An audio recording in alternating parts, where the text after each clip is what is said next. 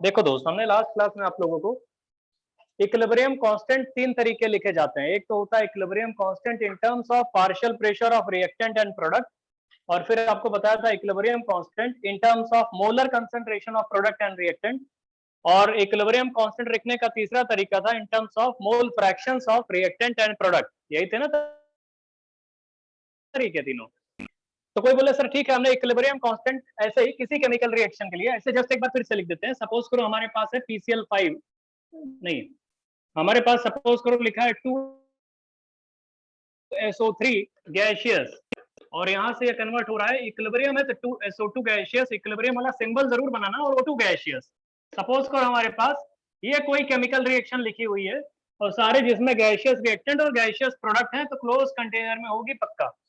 अब कोई बोला इक्विलिब्रियम कांस्टेंट इसका Kc बताओ, तो Kc का मतलब है in terms of molar concentrations लिखोगे तो molar concentration of products raised to the power their respective stoichiometric coefficient SO2 का square into molar concentration of O2 की पावर कितना आएगा 1, और मोलर कंसंट्रेशन ऑफ SO3 की पावर कितना आएगा दोस्त 2 आएगा। ठीक है, फिर आता है कि सर अगर कोई बोले हमको आप ये बताइए Kp क्या लिखेंगे, तो Kp लिखोगे इन terms of partial pressure of product and reactant, तो आप भाई पार्शियल प्रेशर ऑफ किसका लिखोगे पहले SO2 का होल स्क्वायर, क्योंकि स्टोइकियोमेट्रिक कोएफिशिएंट 2 है तो वही स्क्वायर में आ जाएगा।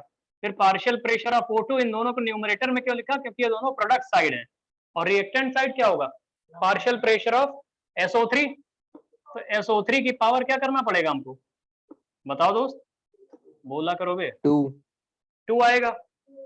तो कोई बोला कि भैया अगर हम लोग तीसरा वो लिखने जा रहे हैं, मोलर कंसंट्रेशन हो गया Kp हो गया, K काई लिखने जा रहे हैं, अगर कोई बोले equilibrium constant in terms of molar concentrations, तो आप क्या करोगे मोल फ्रैक्शन ऑफ SO2 इसकी पावर क्या आएगा whole square into mole fraction of O2 इसकी पावर क्या आएगा दोस्त 1, और डिनोमिनेटर में क्या आएगा मोल फ्रैक्शन ऑफ SO3 और इसकी पावर 2। तो इसका मतलब है, मतलब हमने जो ऑलरेडी आपको बता रखा है कल इन प्रीवियस क्लास कि equilibrium constant for a chemical reaction can be written in 3 ways, in terms of molar concentration of product and reactant, in terms of partial pressure of product and reactant, and in terms of mole fractions। तो उन्हीं को respectively Kp Kc Kki बोलते हैं। अब कोई बोले sir इनमें relation बताओ हमको, मतलब हम एक निकाल ले दूसरा हमको ऐसा ना करना पड़े, ऐसा भी तो हो सकता है।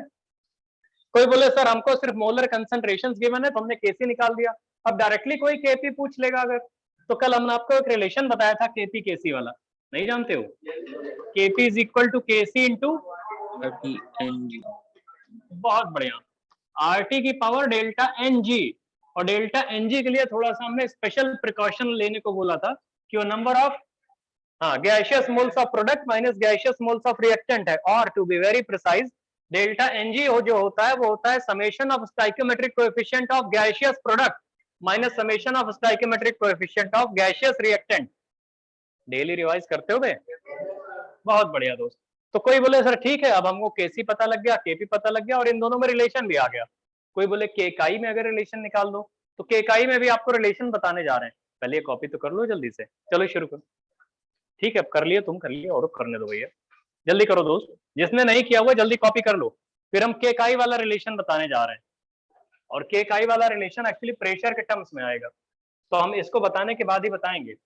Relation between Kp and Kki लिखना पड़ेगा आपको, पहले ऐसे कर लो, फिर relation between Kp and Kki बताएंगे। Kp और जैसे Kp Kc में रिलेशन हो गया, वैसे Kp और Kki में भी रिलेशन आएगा। बच्चा बड़ी वाली स्ट्रिंग, हाँ वो नॉइज कर रहा है ना फालतू, वो 16 पे डबल आई पे कर देते हैं ना वो AC, तो ज्यादा सही रहेगा, वो फैन ज्यादा नॉइज करता है। तो भैया आपको समझ में आ गया Kp Kc में रिलेशन। अब रिलेशन बिटवीन लिखिए, ये अगर हो गया हो तो relation between Kp and Kki, Kki और Kp में relation, relation between Kp and Kki, relation between Kp and Kki, Kp और Kki के बीच में रिलेशन बताना है, relation between Kp and Kki। अब देखिए दोस्त, कॉपी कर लियो भैया पीछे वाले सब, पार्टिसिपेट किया करो, बताया करो दोस्त, तुम लोग कभी ऐसा बताते नहीं हो। नहीं हम किसके लिए पढ़ा रहे हैं भाई, हम 2-4 लोगों को फिर ऐसे ही पूछेंगे, तुम लोग बोलोगे खुद करते नहीं हो कुछ, फिर बोलोगे सर जो है बताते नहीं है। चलिए देखिए, relation between KP and K chi. Suppose करिए हमने कोई गैसियस रिएक्शन दे दिया, ध्यान से देखना दोस्त। गैस, अच्छा वो Dalton's law of partial pressure जानते हो? डायरेक्ट यूज कर लें कि फिर से बताएं? डायरेक्ट यूज कर रहे हैं, देखो सपोज करो वही general chemical equation, gaseous reaction A से गैसियस, और प्रोडक्ट बन रहा है कोई बी स्टाइकोमेट्रिक कोएफिशिएंट के साथ बी गैसियस, एक क्लोज्ड कंटेनर में सपोज करो ये हो रहा है, सपोज करो ऐसे हो रहा है। इसका केपी अगर लिखना होगा, केपी, तो केपी के लिए हम लोग क्या लिखते हैं, क्या लिखते हो? पार्शियल प्रेशर ऑफ, क्या लिखते हो भैया? अरे partial pressure of B to the power B, बहुत प्यारा दोस्त, और partial pressure of A to the power A. ठीक है दोस्त, ये जानते हो आप लोग, है ना? इतना समझ गए? अब एक बात बताओ, हमने डाल्टन्स लॉ अगर यूज किया तो पार्शियल प्रेशर को मोल फ्रैक्शन ऑफ बी लिख सकते हैं इनटू टोटल प्रेशर लिख सकते हैं, पी टोटल, पी टोटल, तो इसकी पावर क्या आ जाएगा? Small B. अरे partial pressure of B according to Dalton's law can be written like mole fraction of B into total pressure, और डिवाइडेड बाय डिनोमिनेटर में क्या करोगे? Mole fraction of A into total pressure, ये total pressure ही है, तो mole fraction of A into total pressure की power A, क्योंकि स्टाइकियोमेट्रिक कोएफिशिएंट ए है। जल्दी से पहुंचो दोस्त, और जब यहां पहुंचोगे तब इन लोगों को थोड़ा अलग अलग कर रहे हैं। Kp इज इक्वल टू, हम बोल रहे हैं mole fraction of B to the power B, अलग हो गया, और mole fraction of A to the power A, ये अलग हो गया। Mole fraction of B to the power B और mole fraction of A to the power A, ऐसे अलग सेपरेट कर दिए। तो P टोटल जो आएगा उसकी पावर क्या आ रहा है दोस्त? B माइनस A आ रहा है। अरे B minus A, P total की पावर B माइनस A। हाँ चलो इतना लिखो, यहाँ पहुंचो, इतना तक सब लोग पहुंचो, फिर बताते हैं। Done sir. हाँ दोस्त रुक जाओ।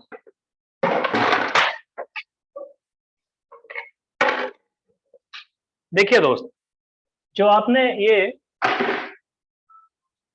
लिखा हुआ है यहाँ पे, जो mole fraction of B to the power B upon mole fraction of A to the power A, उसको के काई बोल सकते हो भैया, वो के काई ही तो है। तो इसका मतलब है दोस्त, नहीं समझ रहे हो पीछे वाले ये लोग, के काई हो गया दोस्त। तो हम लोग क्या कह सकते हैं? KP is equal to K chi into P total to the power B minus A, या P total to the power delta N G, delta N G कर सकते हैं।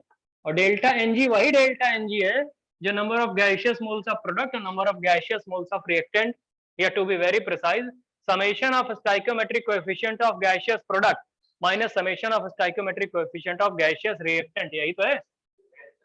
तो दोस्त एक रिलेशन ये हो गया, और इसी इक्वेशन के लिए आपने अभी कल डिराइव किया था Kp is equal to Kc RT की पावर डेल्टा Ng।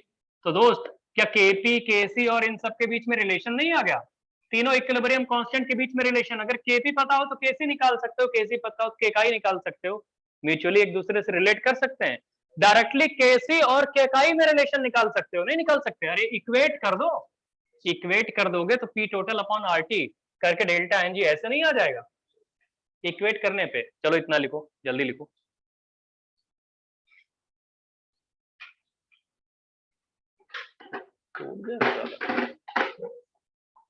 जल्दी करो।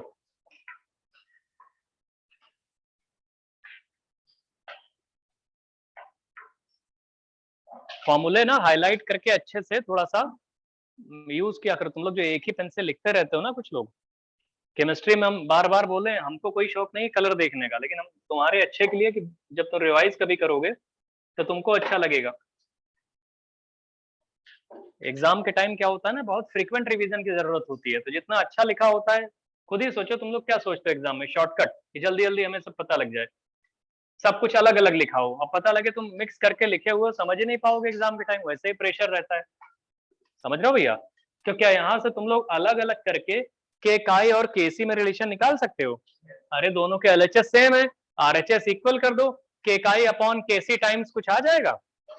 अगर कोई बोले केसी अपॉन केकाई करोगे तो पी टोटल अपॉन आरटी की पावर डेल्टा एनजी, तो डेल्टा एनजी फिर से लिखो, delta n g is equal to, जैसे स्टेटमेंट बोलेंगे वैसे लिखना, delta n g equal to summation of stoichiometric coefficients of gaseous product, summation of stoichiometric coefficient of gaseous product, summation of stoichiometric coefficient of gaseous product minus, फिर minus sign लगाना, summation of stoichiometric coefficient of gaseous product फिर minus summation of stoichiometric coefficient of gaseous product फिर minus का sign लगाओ, summation of stoichiometric coefficient of gaseous reactant,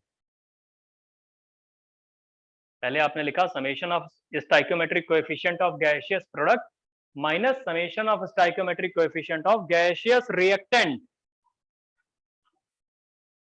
है ना। और आपको पता है सॉलिड और लिक्विड के लिए एन की डेल्टा एनजी को कंसीडर नहीं करते हैं, उनको जीरो लिखते हैं। लास्ट क्लास में सारे बैचेस में हम करा चुके हैं, A1 A2 A3 सब लोग जानते हो। सॉलिड के लिए थोड़ी कुछ, सॉलिड के लिए एन की वैल्यू जीरो लेते हैं, क्योंकि हम तो गैसियस के लिए बोल रहे हैं ना। सॉलिड आएगा तो उसके लिए क्या करोगे? कुछ नहीं करोगे, जैसे वैसे लिखा रहने दोगे, है ना दोस्त। अब एक चीज आपको बता देते हैं डेंसिटी के बारे में, क्योंकि आगे यूज करने जा रहे हैं हम। नहीं चलो देखो, तो ये बता देते हैं आपको, डिग्री ऑफ डिसोसिएशन, हेडिंग लिखिए। अच्छा एक मिनट, कल आपको हमने बताया था किसी केमिकल रिएक्शन का अगर इक्विलिब्रियम कांस्टेंट Kc है तो उसको अगर 2 से मल्टीप्लाई कर देते हो तो Kc स्क्वायर हो जाता है, किसी भी नंबर से मल्टीप्लाई करते हो तो नंबर उसकी पावर में आ जाता है। लिखिए, write down degree of dissociation, degree of dissociation, degree of dissociation, degree of dissociation DOD ऐसे करके डिग्री ऑफ डिसोसिएशन, है ना। और इसको अल्फा से रिप्रेजेंट करते हैं, अल्फा जानते हो, अल्फा, अल्फा से रिप्रेजेंट करते हैं, ब्रैकेट में लिख लो अल्फा, अल्फा जो प्रोपोर्शनैलिटी वाला सिंबल होता है अल्फा से रिप्रेजेंट करते हैं। पीछे वालों विजिबल है सब, पीछे एकदम वाले, हाँ। तो देखो दोस्त, कोई बोले कैसे डिफाइन करते हो, क्यों डिफाइन किया गया, बहुत लोग बोलते हैं क्यों डिफाइन किया गया, हम बता रहे हैं आपको। अब जितनी भी केमिकल रिएक्शंस लिखेंगे, अगर गैसियस केमिकल रिएक्शन है तो हम उसको बॉक्स में बनाएंगे, तो तुम आदत डालो अपनी, कुछ एटिकेट्स होते हैं केमिकल रिएक्शन लिखने के, बताएं, ऐसा नहीं गैसियस रिएक्शन है तुम खुले में लिख दोगे, ऐसे अच्छा थोड़ी लगता है, उड़ गई तो देखिए, जैसे हम आपसे बोल रहे हैं, सपोज करो PCl5 डिसोशिएट कर रहा है, गैसियस है, in a closed container, PCl3 gaseous में और प्लस Cl2 गैसियस में। देखिए दोस्त, अभी बताते हैं क्यों इसको पढ़ाया भी जा रहा है। क्लोज्ड कंटेनर में है, कोई बोले कि भैया T इक्वल टू 0 पे, T इक्वल टू 0 पे इनिशियली कुछ नहीं था, ये था A मोल, A मोल था, तो ये दोनों कितने थे, 0 0। T इक्वल टू 0 पे क्लोज्ड कंटेनर में आपने A मोल ले लिया PCl5 का, एंड आपने अलाउ कर दिया रिएक्शन को भी, चलो अब जितना तुम इधर उधर जा सकते हो जाओ। जैसे आपने ए लिया, रिएक्शन किधर जाएगी, फॉरवर्ड जानी शुरू हो जाएगी, PCl3 और Cl2 का फॉर्मेशन शुरू हो जाएगा। लेकिन जैसे PCl3 Cl2 का फॉर्मेशन हुआ, ये दोनों क्लब करके फिर पीछे जाना शुरू कर देंगे, रिएक्शन रिवर्सिबल है। एक टाइम आएगा जितना ये फॉरवर्ड जा रही होगी उतनी ही बैकवर्ड जा रही होगी, उसे इक्विलिब्रियम स्टेट बोलते हैं। इक्विलिब्रियम में भी define as a state of a chemical reaction at which amounts or moles or partial pressures or concentrations exerted by products and reactants become constant, that means they do not change with time। यही तो बताया था आपको last class में। तो भैया एक बात बताओ, मान लो इक्विलिब्रियम पे T is equal to T equilibrium मिल गया तुम्हें, T is equal to T EQ, EQ बोला था इक्विलिब्रियम वाला टाइम, वो 15 मिनट 20 मिनट 30 मिनट कुछ भी हो सकता है। तो ये कुछ चला गया होगा, कोई बोले A माइनस एक्स हो गया, तो ये कितना बनेगा x, ये कितना बनेगा वो, अब फिर से सुन लो, अभी देखो क्या है, यहाँ इजी है, अभी आगे वाले इक्वेशन में फिर रहोगे तुम लोग। स्टाइकियोमेट्रिक कोएफिशिएंट अगर 1 है इसका, तो आपने इस 1 स्टाइकियोमेट्रिक कोएफिशिएंट के करस्पॉन्डिंग अगर x चला गया है तो इसका भी तो 1 है, तो वही x बनेगा और x बनेगा, समझ में आ रहा है दोस्त। तो कोई बोले ये x वाली चीज, x को क्या बोलते हैं, इसको थोड़ी डिग्री ऑफ डिसोसिएशन बोलते हैं। तो जो degree of dissociation alpha define किया गया है वो ऐसे होता है, नंबर ऑफ मोल्स, अभी कुछ लिखो नहीं, number of moles dissociated with respect to initial moles taken, या amount dissociated with respect to initial amount taken is known as degree of dissociation alpha। लिखो, it may be defined as पहले अब बताते हैं आपको। It may be define as, degree of dissociation alpha के लिए बता रहे हैं, it may be define as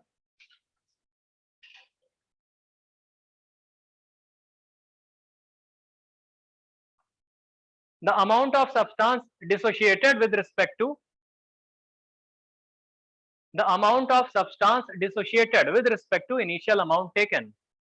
It may be defined as the amount of substance taken with respect to the amount of substance dissociated.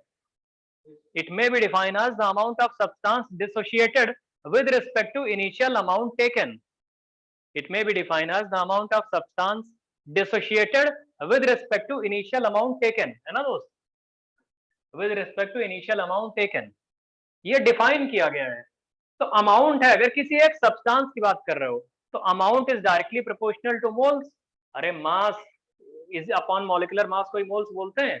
तो कोई चीज अगर मास के प्रोपोर्शनल है तो मॉलिक्यूलर मास तो कांस्टेंट होता है। समझ में आ रहा है आप लोगों को?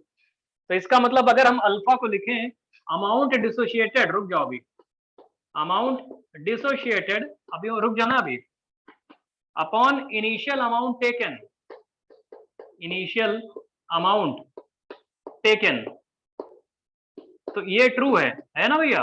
और इसी को हम ऐसे भी कर सकते हैं, मोल्स डिसोशिएटेड, मोल्स डिसोशिएटेड, और डिनोमिनेटर में क्या कर सकते हैं, इनिशियल मोल्स टेकन। बताओ दोस्त, नहीं समझ रहा भैया? अरे यार ऐसे होता है कि इसको मास अपॉन मॉलिक्यूलर मास करोगे तो नीचे भी मास अपॉन मॉलिक्यूलर मास आएगा ना, मॉलिक्यूलर मास कैंसिल हो जाएगा। तो लिखो alpha is equal to this, is equal to this, दोनों वहीं पे लिखिए अपनी कॉपी में, जल्दी करो इसको। Alpha is equal to this और this equal to this.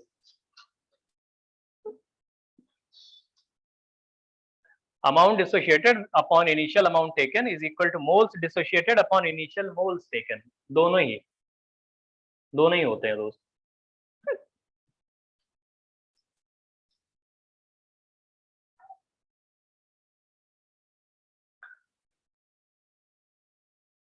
Sir आपने PCl 5 वाले में T इज इक्वल टू क्या लिखा है?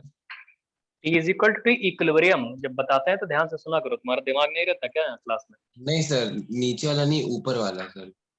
T इक्वल टू 0 है, वो वही बोल रहे हैं ना, जब हम लिखते हैं 2-3 बार बोलते हैं। अब ऐसे नहीं बताएंगे भैया किसी को, मतलब जब बोलते हैं, जब क्लास में लिखते हैं तो सब लोग देखो, तुम सब लोग भैया जब जो चीज लिख रहे होते हैं वहां पे देखा करो, उसके बाद तुम पूछोगे तो 1-2 बार देखो। वो होता है कि एज कर्टसी बता सकते हैं कि हाँ ठीक है क्या लिखा है, लेकिन इसका मतलब ये बदतमीजी है कि स्टूडेंट नहीं देखता है, तो उसको बताने लायक है नहीं, उसमें एटीट्यूड नहीं है किसी में भी, जो भी कोई ऐसा हो।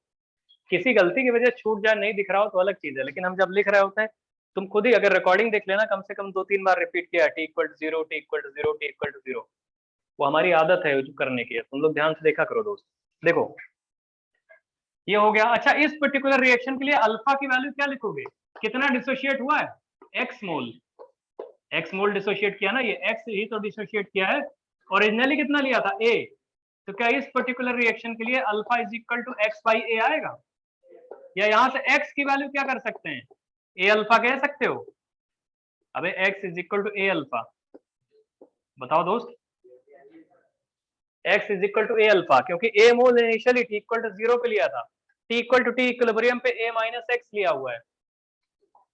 एक्स डिसोशिएट कर गया है, इनिशियल मोल्स ए थे, तो अल्फा की value moles dissociated upon initial moles taken, तो उसके हिसाब से आपको X is equal to A alpha आ जाएगा। आएगा कि नहीं आएगा? और X is equal to A alpha अगर आ गया, सुनो तो ये जो ए माइनस ए एक्स है, इसकी जगह क्या हम ए माइनस ए अल्फा रख सकते हैं, और इस एक्स की जगह ए अल्फा पुट कर सकते हैं, और इसकी जगह भी ए अल्फा पुट कर सकते हैं। अरे इक्विलिब्रियम पे इस एक्स के प्लेस पे या इस एक्स के प्लेस पे एक्चुअली क्या है, तुम बोलोगे सर हमें एक्स में क्या प्रॉब्लम थी, हम लोग एक्स में भी रख सकते थे, लेकिन क्या है, आईआईटी वाले कभी कभी ये वर्ड लिखते हैं, degree of dissociation of this substance is 0.2 या 0.5। तो इसका मतलब है तुमको चाहते हैं वो कि ठीक है एक्स वाली चीज जानते हो कि ए माइनस एक्स और एक्स और एक्स, लेकिन अल्फा के टर्म्स में भी आपको किसी केमिकल रिएक्शन का डिसोसिएशन लिखना आना चाहिए, क्योंकि एक बार नहीं, मतलब बहुत बार, और अदर वो यूज ही करते हैं इसको, कभी भी हर साल यूज करते हैं कि अल्फा के टर्म्स, मतलब जैसे लोगों को डाउट होता है, एक बार हम पढ़ा रहे थे, किसी ने पूछा सर आप ये क्यों पढ़ा रहे हैं, मतलब कुछ होते हैं ना ऐसे कि भाई क्यों बता रहे हैं? अननेसेसरी थोड़ी कोई टीचर बताएगा, तो आईटी वाले कभी क्वेश्चन देखे हो तो समझ में भी आए। अब शॉर्टकट का तो तरीका तुम लोग को लगता होगा कि नहीं हमें सब शॉर्टकट ही मिल जाए, तो शॉर्टकट वाले तो ऐसे ही गड़बड़ होते हैं। लेकिन इधर सुनो, ये आया हुआ है, मतलब आता है ऐसे अल्फा के टर्म्स में, तो कोई चीज करने के लिए तुम्हें उसके टर्म्स तो पता होने चाहिए, तो वो टर्म्स हम डिफाइन करके आपको बता रहे हैं। ए माइनस एक्स एक्स एक्स, वो तो सबको पता है कि ए में से एक्स मोल चला गया तो ये भी एक्स बनेगा, एक्स बनेगा। अल्फा के टर्म्स में क्वेश्चन आता है, इसलिए किसी भी जो सब्सटेंस जो डिसोशिएट कर रहा है उसका dissociation in terms of alpha right करना आपको आना चाहिए। समझ में आ रहा है दोस्त? तो ये एक्स अल्फा डिफाइन ऐसे किया गया है एक्स बाई ए, तो वहां से x is equal to A alpha आ जाएगा और x is equal to A alpha put कर दो। जल्दी इसको कर लो जल्दी से यहाँ पे, फिर हम और बताते हैं आपको, जल्दी करो। अगली रिएक्शन देखिए, वो हो गया हो तो एक दूसरी चीज डिसोसिएशन दिखा रहे हैं, थोड़ा ध्यान से देखना, पहले कॉपी कर लो, इसलिए हम बोल रहे हैं रुक के फिर देखो हम क्या लिख रहे हैं, बोलते भी जाते हैं इसलिए शाइन कर रहा है।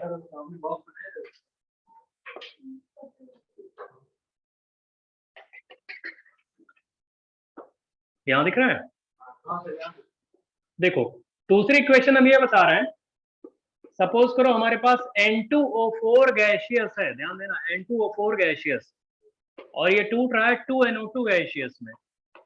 2NO2 gaseous T equal to 0 पे इसके A मोल्स गिवन थे, A मोल्स, ये T इक्वल टू 0 पे बता रहे हैं, T इक्वल टू 0 पे इसके A मोल्स गिवन थे, और इसके तो पक्का 0 रहे होंगे फिर, और T equal to T equilibrium जो भी टाइम है, उस इक्विलिब्रियम टाइम पे इसके A माइनस एक्स मोल हो जाएंगे, तो बोलोगे सर A माइनस एक्स, इसके कितने आएंगे? 2x आएंगे दोस्त।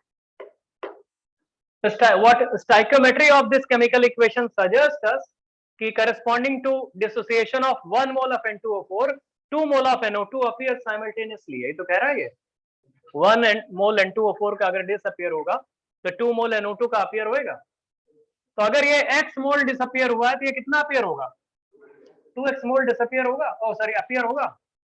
अभी रुकिए, तो कोई पूछे अच्छा सर इसका अल्फा बताओ क्या होगा, तो अल्फा इसका जो होता है जो डिसोशिएट कर रहा है वो कितना, ये कौन है वो N2O4 डिसोशिएट कर रहा है ना, तो N2O4 का कितना अमाउंट डिसोशिएट किया है x, और इनिशियल क्या लिया था a, तो क्या यहाँ से तुमको समझ में आ रहा है x की वैल्यू अगेन a अल्फा आ गई।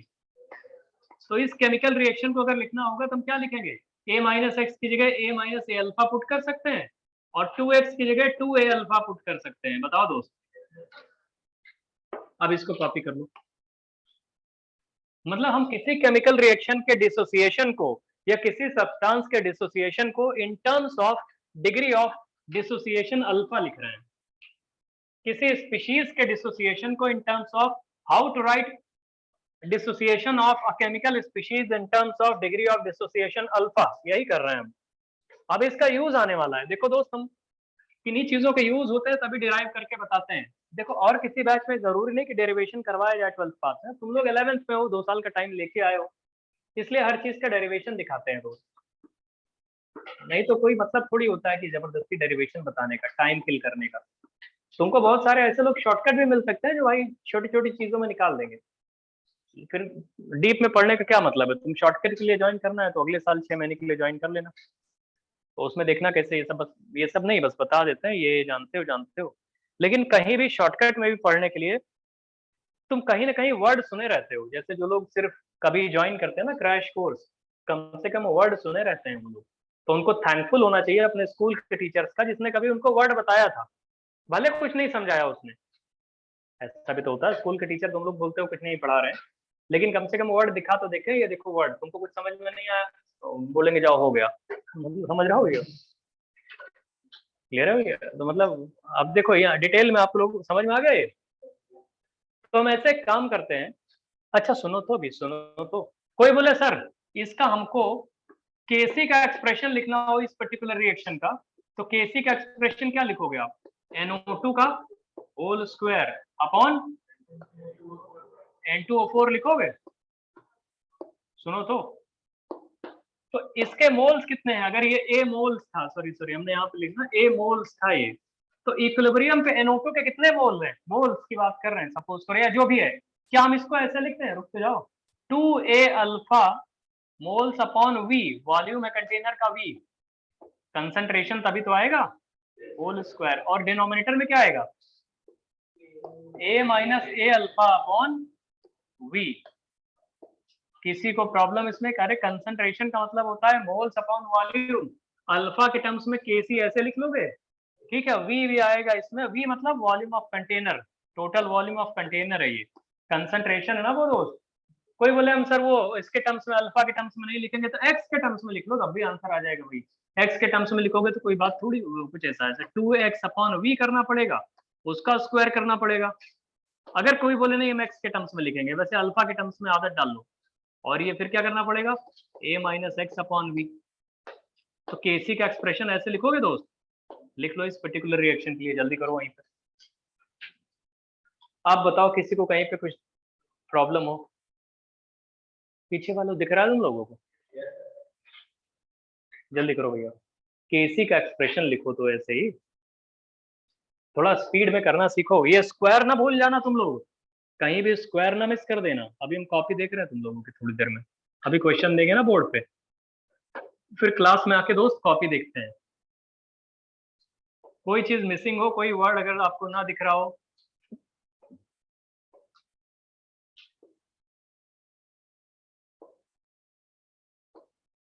जब हम कोई चीज लिखते हैं तो उस टाइम वही देखा करो दोस्त। Kc समझ में आ गया दोस्त, इस पर्टिकुलर रिएक्शन के लिए Kc आपको समझ में आ गया, आगे बताएं। चलो दोस्त, कोई बोले सर आओ Kp निकालना जानते हो, Kp जो होता है इस रिएक्शन का, देखना है यहाँ पे, हमारी बात सुनो पहले, देखो कि अगर टोटल प्रेशर, सुनो तो, इस कंटेनर में टोटल वॉल्यूम था V और टोटल V और टोटल प्रेशर था P, सपोज करो, ठीक है। तो अगर Kp का एक्सप्रेशन कोई पूछेगा तो क्या लिखोगे, पार्शियल प्रेशर ऑफ NO2, यही तो लिखते हो, इसका whole square upon partial pressure of N2O4, बोलते रहा करो दोस्त, ये क्लियर हो गया।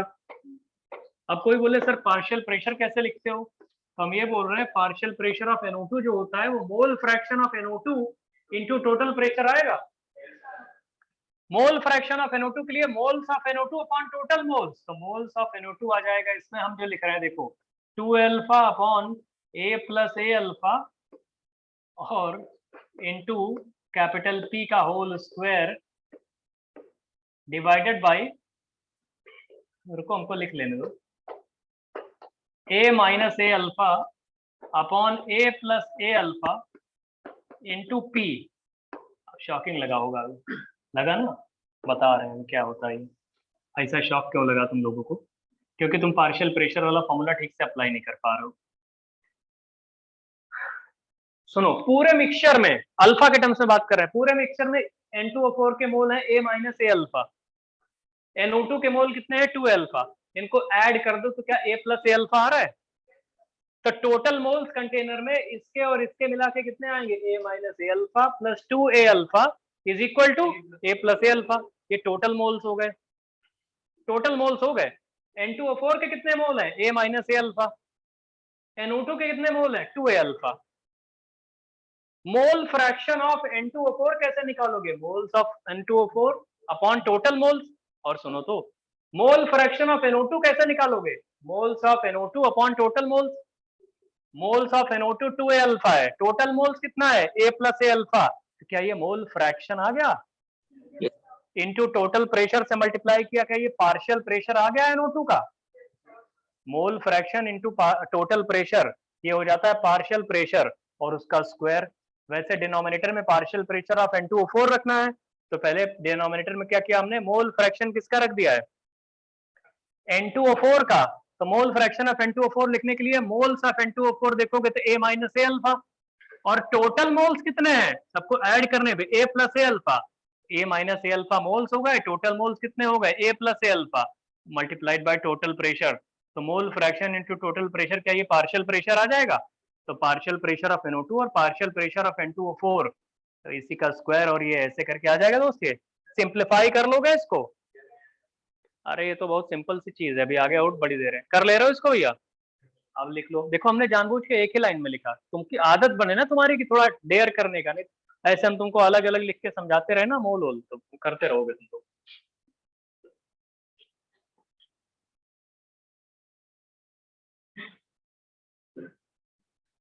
किसी भी रिएक्शन का केपी केसी कैसे लिखते हैं, और केपी कैसे, मतलब वो तो आपको पता है केपी केसी कैसे लिखते हैं। डिग्री ऑफ डिसोसिएशन कैसे किसी का लिखते हैं, और जब डिग्री ऑफ डिसोसिएशन लिखना सीख गए तो डिग्री ऑफ डिसोसिएशन के टर्म्स में केपी और केसी कैसे लिखते हो। तो डाल्टन्स लॉ डायरेक्टली यूज किया है हमने, बोला ना रिवीजन किया करो। कोई बोले नहीं हमको बहुत अनकंफर्टेबल हो रहा है, तो भैया तुम घर पे जाके लूडो खेलो, वहीं बस तुमको अनकंफर्टेबल नहीं होगा।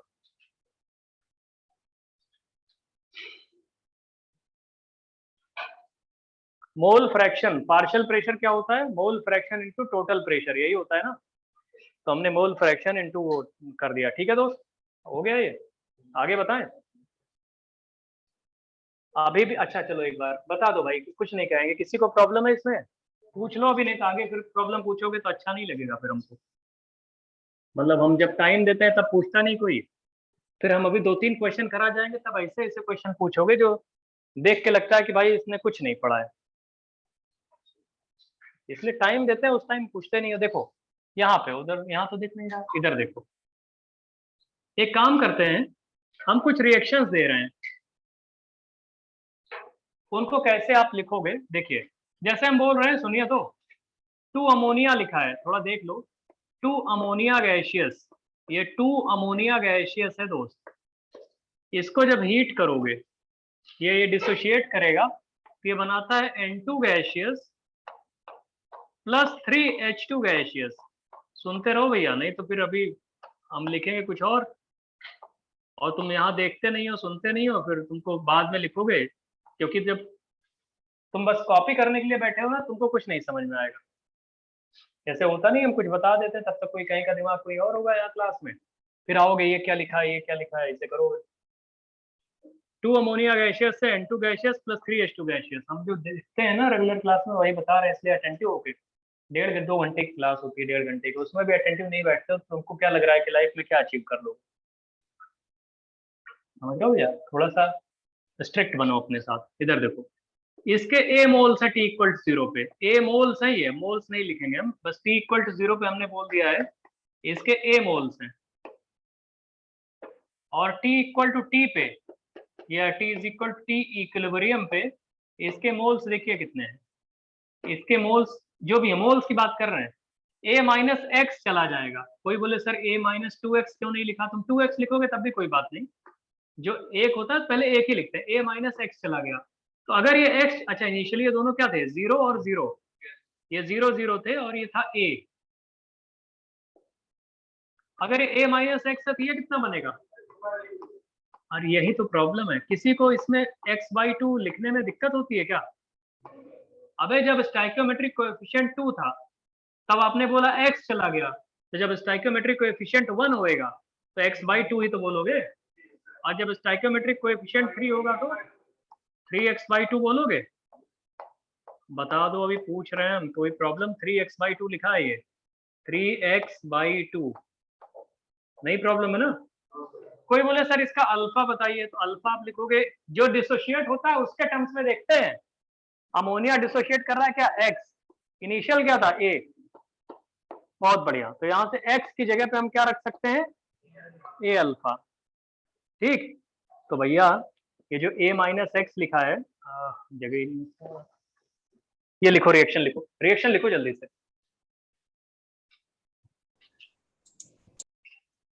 ऑनलाइन वालों कोई प्रॉब्लम हो तो बता देना।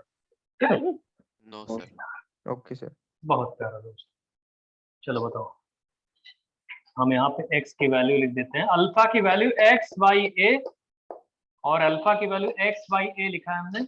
और यहाँ से आप देखोगे x is equal to a alpha, और x is equal to a alpha, मतलब जहां जहां x है वहां वहां a अल्फा पुट करो, तो a माइनस एक्स का मतलब हो जाएगा a माइनस a अल्फा, और x/2 का मतलब है a अल्फा/2 और 3x/2 का मतलब है 3a अल्फा/2।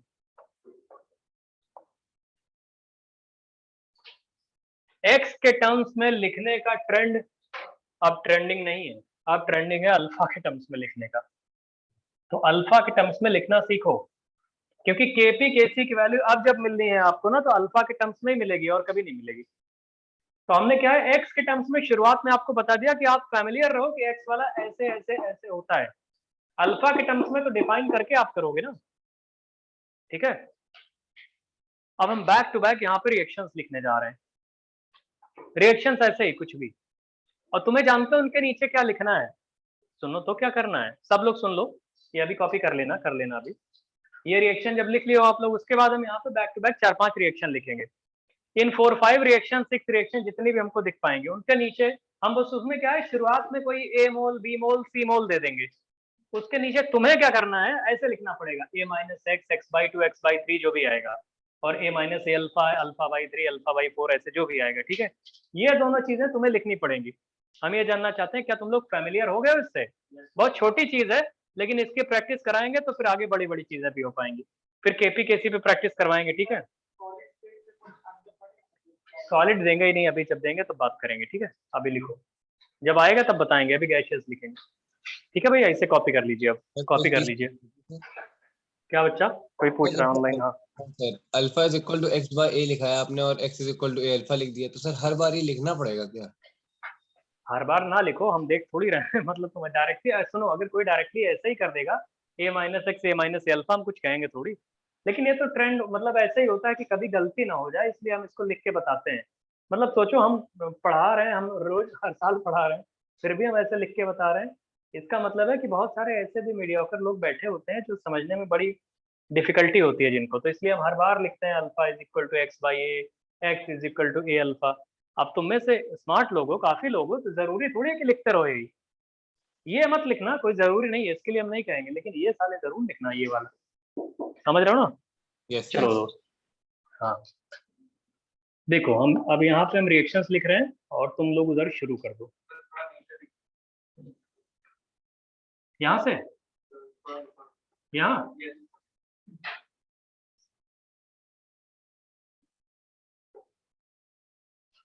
चलो भैया जल्दी करो दोस्त। अच्छा, यहाँ पे हम लिख रहे हैं, अगर किसी को प्रॉब्लम हो तो बताना हमको, कि छोटा हो सकता है दिख रहा हो ऑनलाइन वालों को या कहीं भी।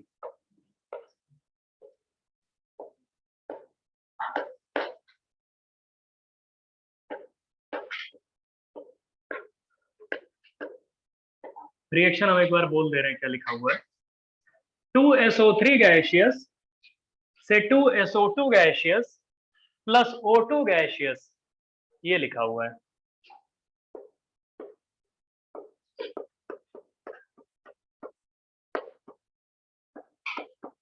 मतलब ये बहुत सिंपल सी चीज है, क्या है, हमें इसका यूज करना है। तो हम बस तुमको प्रैक्टिस करवा रहे हैं कि अल्फा लिखना सीख जाओ, कि हम अपने एक्सपीरियंसेस से ये सीखे कि बहुत लोग ना अल्फा ही नहीं लिख पाते हैं भाई, उनको और क्या बताएं फिर।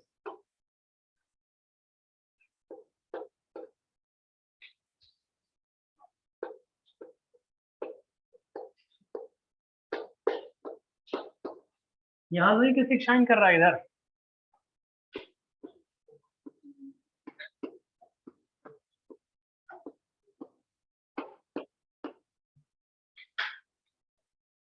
शुरुआत में सबके ए मोल बी मोल ले लेना, क्या लोगे शुरुआत में? हाँ तो ए मोल ले लेना, इनका 0 0। यहाँ पे बी मोल ले लेना, सपोज करो 0 0। यहाँ पे कोई, ठीक है, बी मोल ले लो 0 0। ये शुरुआत वाले हैं टी इक्वल टू 0 पे, T equal to T equilibrium पे क्या होगा वो तुम लोग बताओगे। अल्फा के टर्म्स में बताओगे, एक्स के टर्म्स में भी बताओगे, दोनों के टर्म्स में। लिखना सीखो, अभी अभी हम केपी केसी तो इसी में कराएंगे।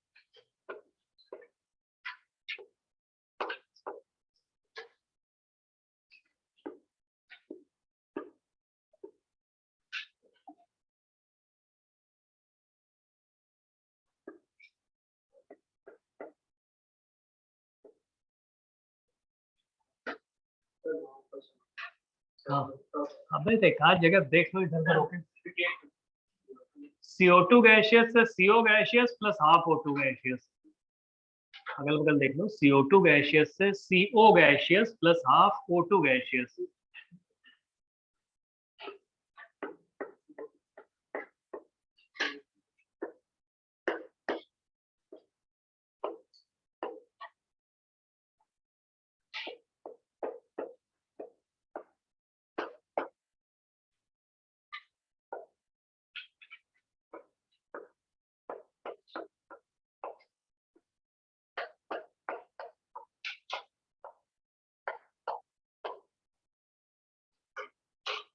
और एक बार कृपया करके जरूर इंश्योर कर लें कि रिएक्शन बैलेंस है कि नहीं है। हम हो सकता है बिना बैलेंस किए दे दे तो क्या करोगे? कुछ कर थोड़ी पाओगे। बैलेंस करके नहीं देंगे तो बैलेंस करो तुम, और क्या करोगे? चेक कर लेना कि सारी रिएक्शन बैलेंस दे रहे हैं कि बिना बैलेंस के तुमको दिए जा रहे हैं।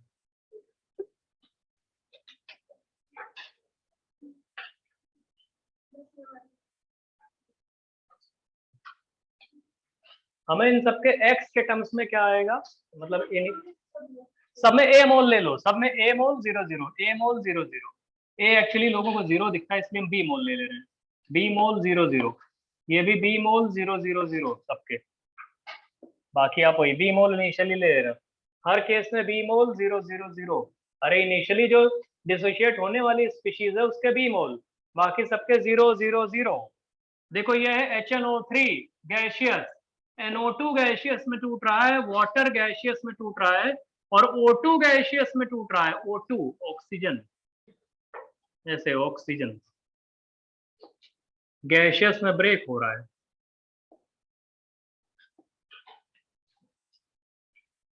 और ऊपर वाला था CO2 CO plus half O2 करके, ऐसे ही देखते रहो भैया, लिखते रहो।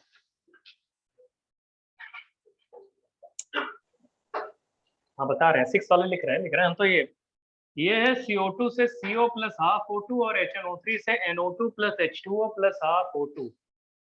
ओ सॉरी O2 बैलेंस करो, लास्ट सेकंड लास्ट वाले कौन से बैलेंस थोड़ी किया हुआ है, ऐसे ऐसे कैसे चलेगा? एक बातें ना करो भैया।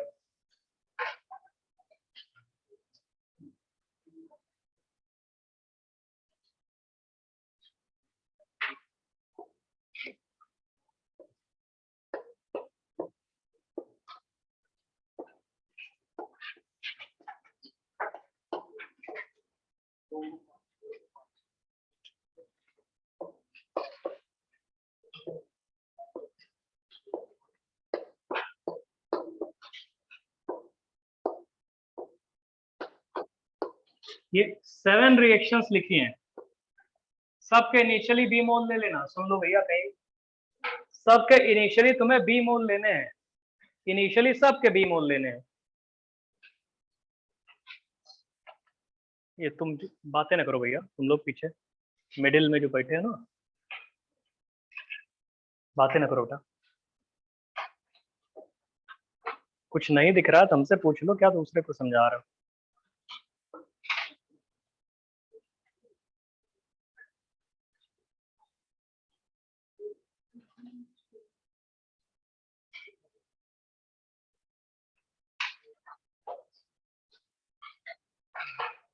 हो गया दोस्त? चलो Yes. देखो,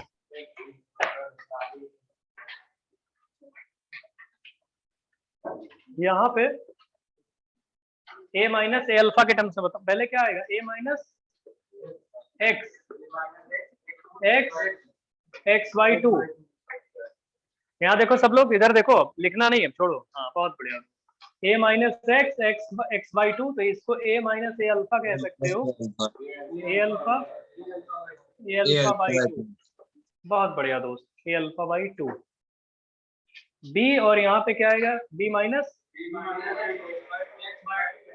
एक्स बाई 2 और एक्स बाई 2। इसको b माइनस बी अल्फा भी कह सकते हो।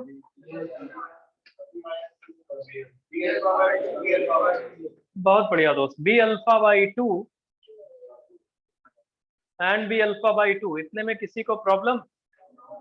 लास्ट ये थर्ड वाली रिएक्शन भी देख लो, थर्ड वाली यहाँ देखो सब लोग, बी माइनस एक्स करोगे, बी माइनस क्या करोगे एक्स, और यहाँ पे एक्स और इधर पे एक्स, तो इसका मतलब यहाँ बी माइनस बी अल्फा आएगा, जगह नहीं, हम नीचे स्पेस नहीं है इसलिए लिखेंगे नहीं, बी माइनस बी अल्फा और बी अल्फा, ठीक है, उधर वाले करो, मैं से हटा रहे हैं,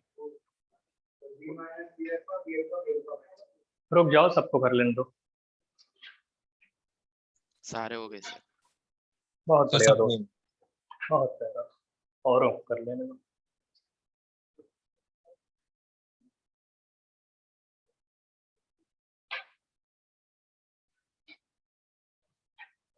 फोर्थ वाले पे जल्दी से हम बता देते हैं तुमको। फोर्थ वाले पे जब ये शुरुआत में 0 0 था, तो आप लोगों ने किया होगा जो बता रहे हो तुम लोग, बी माइनस एक्स और एक्स बाई 2, ये इसको आप बोल रहे हो B minus B alpha by 2, यही तो है। यहाँ पे आ जाओ, पहले तो बैलेंस करो, क्या आया? 2HNO3 gives 2NO2 plus H2O plus half O2. एक काम करो, 4 कर दो ना इसको, क्या दिक्कत है? सुन तो लो, हमारी बात सुनो, जब कोई केमिकल रिएक्शन गिवन होती है और आपसे बोला जाए बैलेंस करो, सुन लो पहले, एक कन्वेंशन होता है, हम बैलेंस करके दे दें तो ठीक है, हम अपने हिसाब से बैलेंस करके दे दें तो करेक्ट है, लेकिन अगर कोई केमिकल रिएक्शन आपको गिवन है और आपसे बोले आप बैलेंस करो, तो जब आप बैलेंस करते हो तो उसमें देखा जाता है कि किसी के फ्रैक्शनल स्टोइकियोमेट्रिक कोएफिशिएंट नहीं आने चाहिए। एक ट्रेंड होता है कि जब आपको बोला जाए आप रिएक्शन बैलेंस करो, तो ऐसे बैलेंस किया जाता है कि फ्रैक्शनल स्टोइकियोमेट्रिक कोएफिशिएंट किसी के ना हो, तो फ्रैक्शनल अवॉइड करने के लिए यहाँ 4 करना पड़ेगा।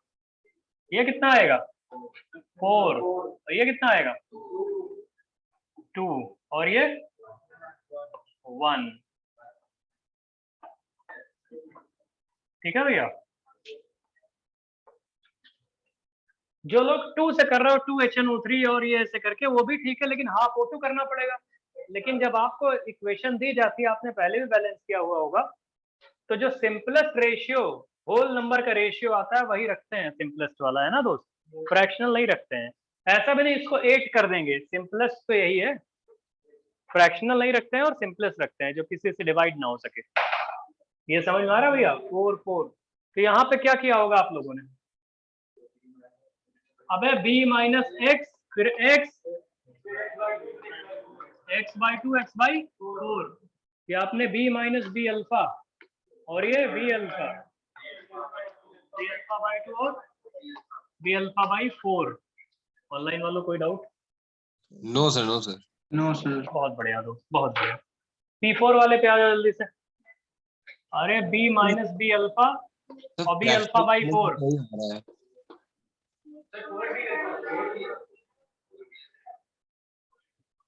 4b अल्फा, गलती हो गई। क्या कुछ ऑनलाइन वाले कुछ कह रहे हो? हाँ सर, वो जो आपने कहा था ना फ्रैक्शनल वाले में, तो सर फ्रैक्शनल वाले में भी सेम आंसर आ रहा है। ठीक है, लेकिन एक नॉर्मल तरीका बताना था ना हमारा पर्पस, वो बता दिया हमने, ठीक है। Okay sir. इसमें क्या आएगा, b माइनस बी अल्फा और 8b अल्फा। लिखना सीख गए तुम लोग? अल्फा लिखने, ये थोड़ी पूछने वाला तुमसे आईआईटी वाला, हम तो बस आपको बता रहे हैं। हमको ये बताओ डिग्री ऑफ डिसोसिएशन की वैल्यू कहाँ से कहाँ तक हो सकती है? एक रेंज होती है, देखिए range of degree of dissociation alpha, और हम नहीं बताएंगे, तुम बताओगे। देखिए range of degree of dissociation alpha,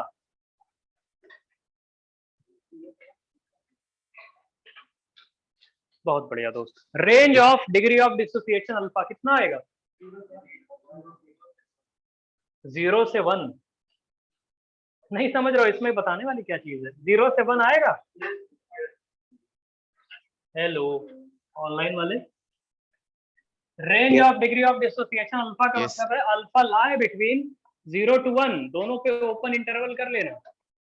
alpha lie between 0 to 1 और ओपन इंटरवल दोनों पे।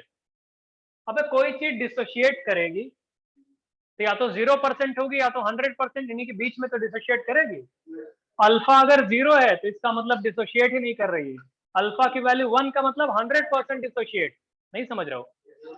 अरे ये इक्वेशन देखो, अगर तुम लोग अभी देखे थे तुम लोग, सुनो तो, N2O4 सपोज करो डिसोशिएट हो रहा है 2NO2 में, तुमने लिखा था B और 0, तो B माइनस बी अल्फा, और ये क्या बना था 2B अल्फा। तो क्या तुमको समझ में आ रहा है N2O4 कितना डिसोशिएट हो सकता है? या तो 0 डिसोशिएट करे N2O4 गैसियस, और या तो 100% डिसोशिएट करे। तो जब 100% डिसोशिएट करेगा तो ये वैल्यू क्या हो जाएगी 0, तो उस टाइम अल्फा की वैल्यू क्या आएगी 1 आएगी। तो अगर कोई भी गैसियस सब्सटेंस 100% डिसोशिएट कर रहा है तो इसका मतलब बचा हुआ पोर्शन क्या रहने वाला है 0। इसका मतलब B माइनस बी अल्फा की वैल्यू 0, अल्फा की वैल्यू 1 आएगी। तो अगर if a gaseous substance undergoes 100% decomposition तो बोलोगे अल्फा की वैल्यू 1, और if a gaseous substance does not decomposes at all तो अल्फा की वैल्यू क्या आएगा 0। अल्फा की वैल्यू लाई बिटवीन 0 to 1। तो लिख लो if a gaseous substance, if dissociation of a gaseous substance, if dissociation of a gaseous substance is 100%, then alpha equal to 1. If dissociation of gaseous substance is 100%, then alpha equal to 1. If dissociation of gaseous substance is 100%, so alpha is equal to 1. है ना? If dissociation of gaseous substance is 60%, तो alpha की value कितनी आएगी 0.6. लिखो if dissociation of a gaseous substance is 60%, if dissociation of gaseous substance is 60%, alpha is equal to 0.6. or if dissociation of gaseous substance is 75%, तो alpha 0.75.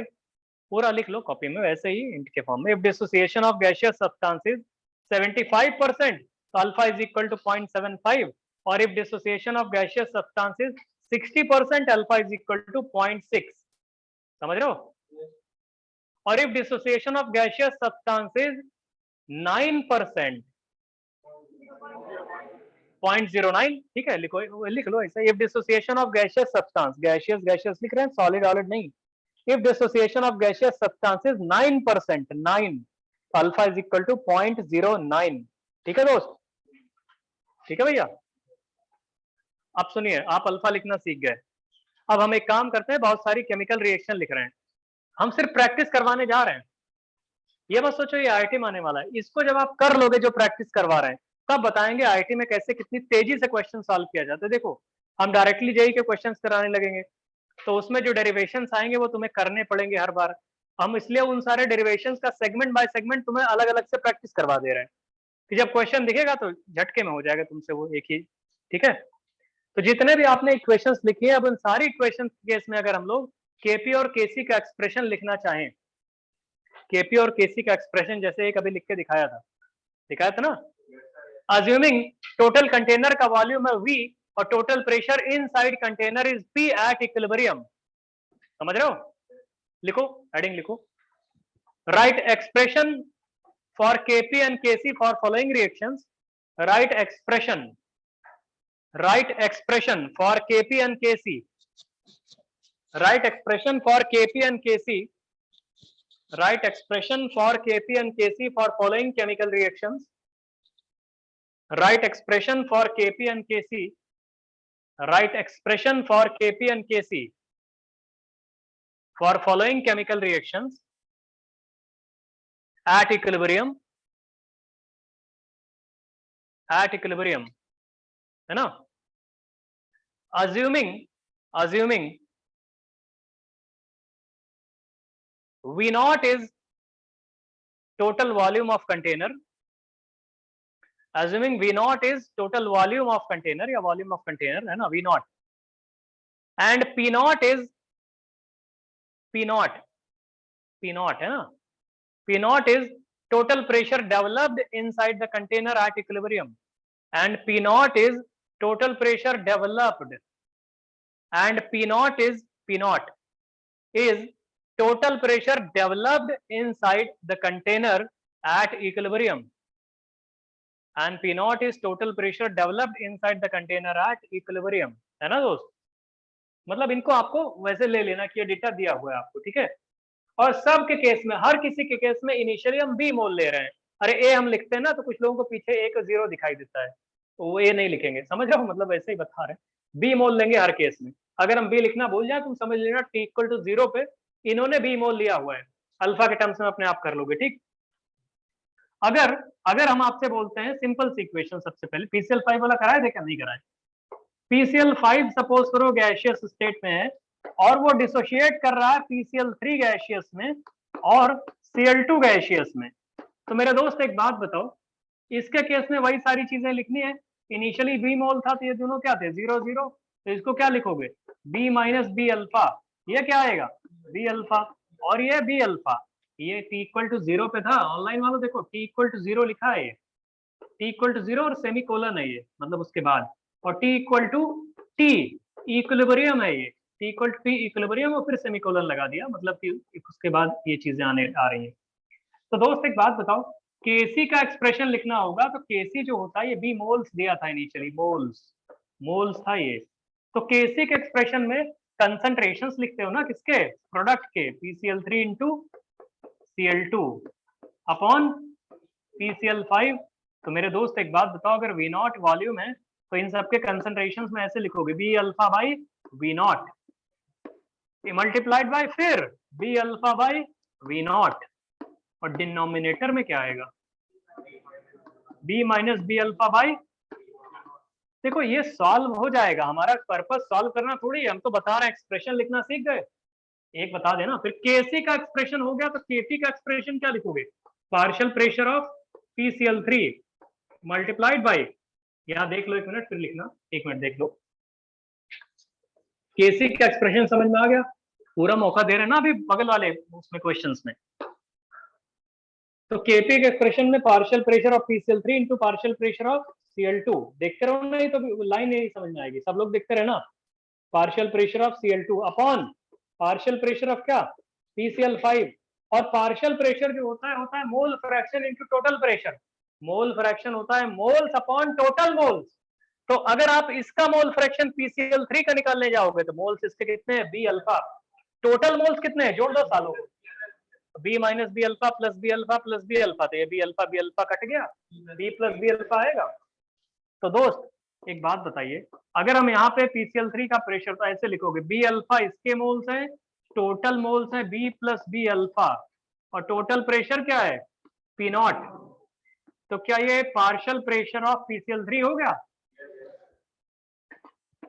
Partial pressure of Cl2 निकालने के लिए इसके moles क्या आएंगे, बी अल्फा, और total क्या आएंगे, बी प्लस बी अल्फा। वो पार्शियल प्रेशर लिखना है तो पी नॉट टोटल प्रेशर से डाल्टन्स लॉ यूज किया, इसीलिए बोलते हैं रेगुलर रिवाइज करके आया करो, तुमने केमिस्ट्री को लाइटली ले लिया होगा तो प्रॉब्लम होगी दोस्त। PCl5 में आ जाओ, मोल्स कितने हैं, B minus B alpha, total moles कितने हैं दोस्त, बी प्लस बी अल्फा, और मेरे दोस्त टोटल प्रेशर कितना है इसका, पी नॉट। तो क्या ये एक्सप्रेशन से फाइनली सॉल्व होके केपी कैसी आ जाएगा। हम एक ही लाइन में लिख रहे हैं, तुम ये मत सोचना अलग से तुम किसी पेज पे पीए लिखोगे फिर PCl। अरे अब एक साथ करना सीखो ना, तुम्हें डाल्टन्स लॉ इसलिए शुरू में पढ़ा दिया गया है, समझ में आ रहा है भैया, कर ले रहा हूँ इसे। अब हम इक्वेशंस लिख दें फिर पूछे तुम लोग, कॉपी देखने आ रहे हैं, चलो इसको करो फिर बताते हैं। दो इक्वेशंस लिख रहे हैं, हम आएंगे कॉपी देखने, जल्दी करो। हमें बस एक्सप्रेशन बना के दिखा देना, सॉल्व मत करना, ऐसे ही यहीं पे लाके दिखा देना जैसे ये लिखा हुआ है, ये सब सॉल्व करने की थोड़ी पूछ रहे हैं, जब सॉल्व कराना होगा हम करवा लेंगे, अभी बस लिखो, सीखो पहले कैसे लिखा जाता है।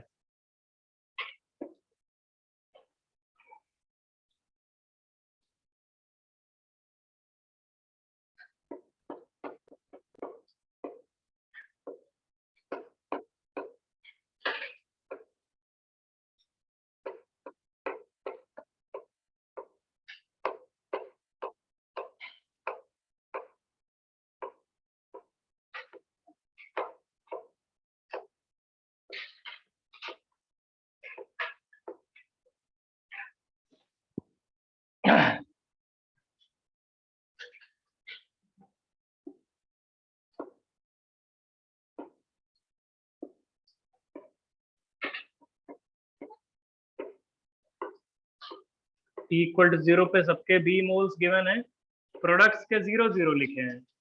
अब बाकी T इक्विलिब्रियम पे क्या होगा वो तुम लोग खुद सोचो अल्फा के टर्म्स में और हमको बताओ। T इक्वल टू 0 पे ये गिवन है, T इक्वल टू इक्विलिब्रियम पे तुम लोग खुद ही सोच लेना।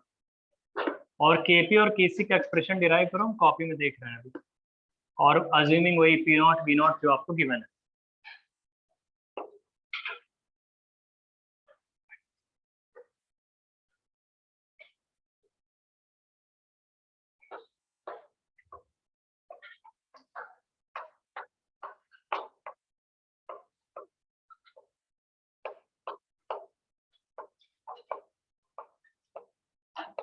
तुम लोग कायदे में रेस्पॉन्ड करो ना तो हमें हर एक छोटी चीज बतानी ना पड़े। कभी कभी जब बैचेस की रिशफलिंग हो जाती है, अच्छा ये होता है कि उसमें फिर मतलब तेजी से लोग करते रहते हैं। यहाँ पे भी लोग करते हो लेकिन कुछ लोग थोड़ा धीमे करते हो। सब लोग स्पीड बढ़ाओ भैया, इसलिए इतना समझाने की बताते हैं। अब इसमें भी नहीं कर पाओगे तो और कैसे टीचर कोई पढ़ा दे? खुद ही सोच के देखना कभी अकेले बैठ के, और कैसे कोई पढ़ा दे तुम्हें। अब स्टूडेंट नहीं करना चाहता तो क्या करे कोई।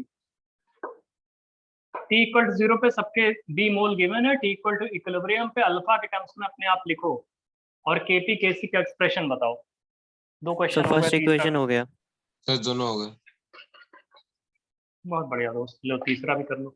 अगर दो किसी से हो गया तो थर्ड वाला ही नीचे लिखा है, इससे भी कर लो।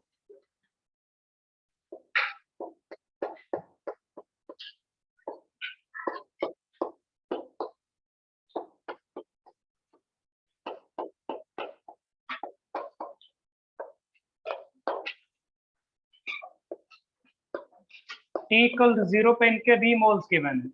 अभी हम आपको बता रहे हैं how to write expression of Kp and Kc in terms of degree of dissociation alpha. किसी भी स्पीशीज जो डिसोशिएट कर रही है उसके टर्म्स में, उसके लिए तो आप लिखना सीखो, जिससे क्या है चीजें इजी हो जाएंगी। 3 क्वेश्चन हो गए और लिख देते हैं।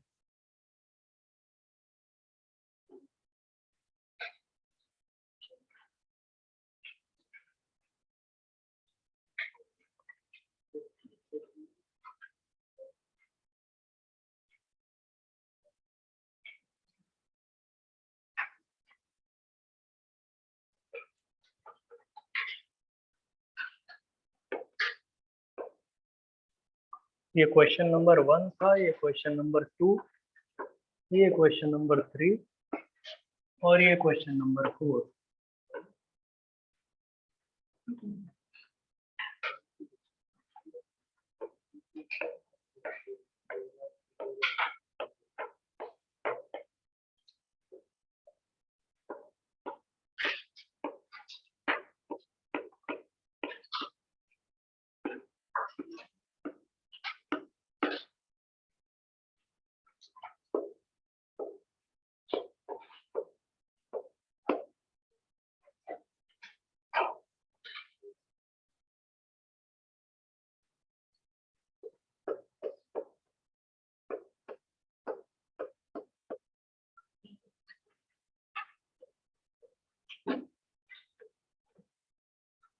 आगे करा देंगे, पहले इतना लिखना सीखो, बहुत हो गया,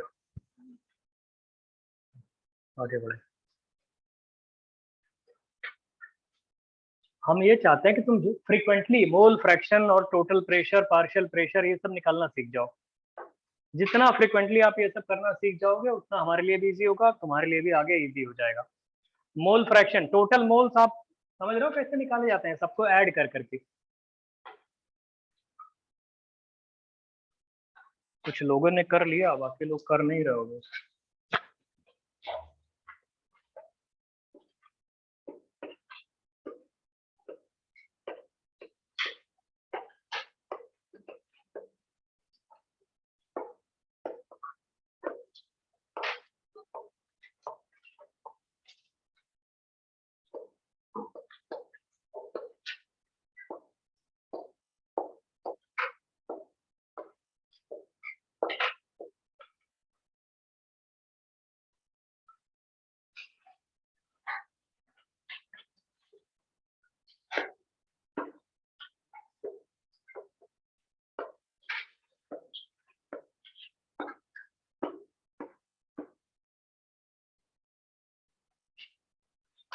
मोल्स अपॉन टोटल मोल्स। जल्दी करो दोस्त, हम एक बार तुम लोग की कॉपी देख लेते हैं, काफी लोग अगर कर रहे हो तो ठीक है, फिर हम नहीं तो बोर्ड पे हमको बताना पड़ेगा, हम बताना नहीं चाहते हैं दोस्त, क्योंकि अब इतना फिर लिखेंगे फिर समझाएंगे, इससे अच्छा हम आगे बढ़ जाएं। रुक जाओ देख लेते हैं भैया।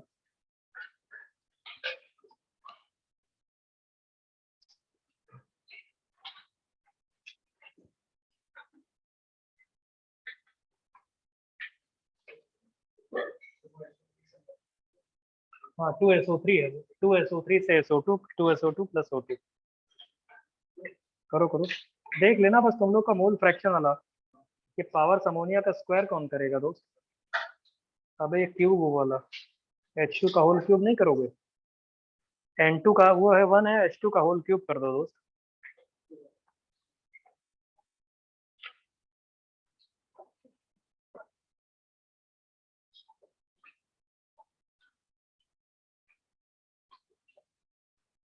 का होल क्यूब कर दो, 3 है ना H2 वाला, करेक्ट किया है, लेकिन इसका होल क्यूब करोगे ना, कंसंट्रेशन एकदम सही लिखा है तुमने, बिल्कुल स्क्वायर हो जाएगा, तो स्टाइकोमेट्रिक कोएफिशिएंट उसकी पावर में आ जाते हैं ना, वहाँ भी हो जाएगा, यहाँ पे एकदम वही हो जाएगा इनका पूरे का। हाँ पी नॉट को अंदर ले, नहीं इस वाले को लॉक कर दो, इतने को पूरे को अंदर कर लो, और इसका कर दो क्यूब, और इसको पूरे करके इसको इसका कर दो स्क्वायर, जो स्टाइकोमेट्रिक कोएफिशिएंट है वो उनकी पावर में, ऐसे ही सब में कर लो।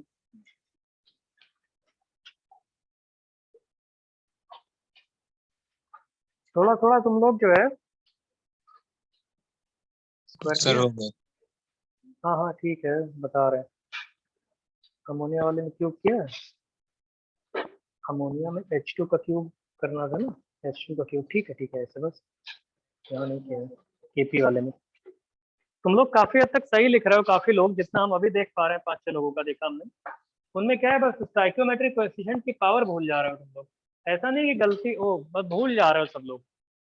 जैसे H2 का होल क्यूब है, H2 जैसे कंसंट्रेशन ऑफ H2 लिखोगे उसका होल क्यूब करना पड़ेगा, अमोनिया का आपको करना पड़ेगा, और SO2 वाली इक्वेशन में भी SO3 का होल स्क्वायर करना पड़ेगा, SO2 का भी होल स्क्वायर करना पड़ेगा लास्ट वाले में। हाँ वहां पे कर लो बस, ठीक है। तो यहाँ पे जो पावर्स होती है, जो स्टाइकोमेट्रिक कोएफिशिएंट होते हैं वो उनके पावर्स में आ जाते हैं। ठीक है, हाँ दोस्त तुम्हारा भैया, करो करो दिखाओ, उधर वाला और करो, अभी ये अमोनिया वाले में स्क्वायर क्यूब करना पड़ेगा, भूलना नहीं उसको। अरे थोड़ा करो तुम हो लोग, अभी गया तो सर। बहुत धीमे कर रहे हो यार, अरे ये लोग अभी थोड़ा धीमे कर रहे हैं यहाँ पे सेंटर पे। हाँ हाँ ऑनलाइन वालों तुम लोग कह रहे हो, अच्छा है, हो गया।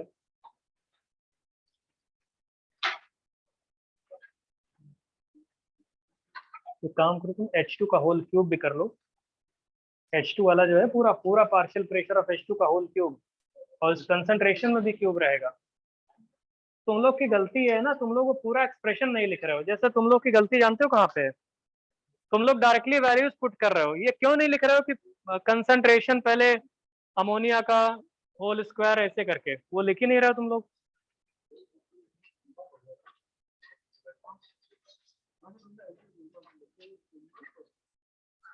अबे तो ऐसे गलत करोगे क्या, तो P0 का स्क्वायर कौन करेगा, गलत कर रहे हो ना ऐसे ही, तो लंबा बता रहे हो नहीं लिखेंगे, और फिर भी सारे गलत कर रहे हो, फिर भी बता रहे हो लंबा नहीं लिखेंगे। क्या भैया, कौन सा, पीछे दिखाओ उधर दूसरी तरफ, बहुत बढ़िया दोस्त, और करो। क्या किया भैया, ये स्क्वायर है, ये वाला स्क्वायर है, ये वाला क्यूब है, बहुत बढ़िया दोस्त, चलो अच्छा है ना, ठीक है। ये, क्या किया रे? बहुत अच्छे दोस्त।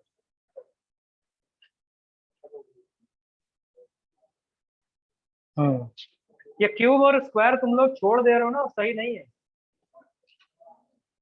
ओ कर ऐसे क्यों, हाँ स्क्वायर और क्यूब करना ना बोलना, ठीक है। अगर तुम लोग को स्क्वायर और क्यूब अभी ना बताएं तो तुम लोग तो आधे मेरे ख्याल से गलत ही कर जाओगे।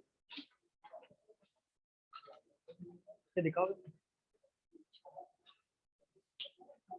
सर। अमोनिया H2 का होल क्यूब, ठीक है। हाँ दोस्त, सर एक बार जो आप स्क्वायर और क्यूब कह रहे हैं एक बार ब्लैक बोर्ड बता दीजिए सर, समझ नहीं।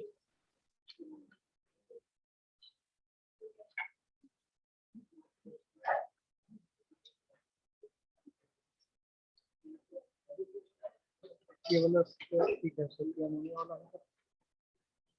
चलो दोस्त देखो, दिखाओ, ये तुम दिखाओ।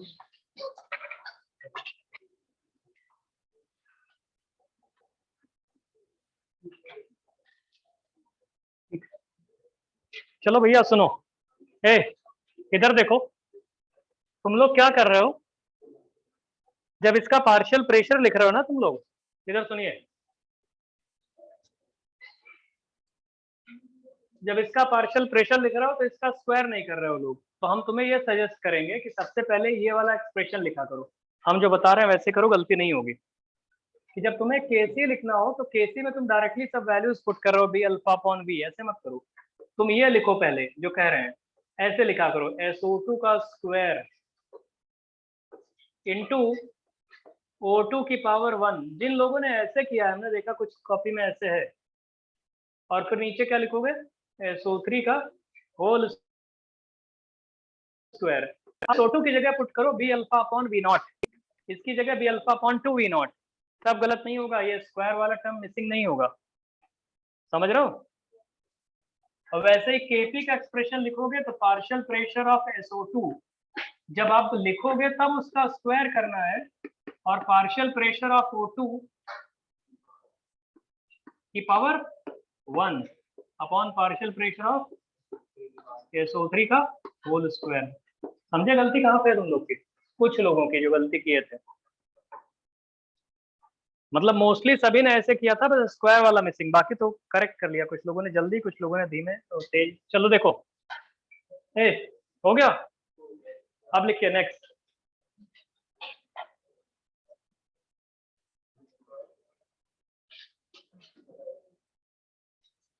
ए बातें न करो भैया,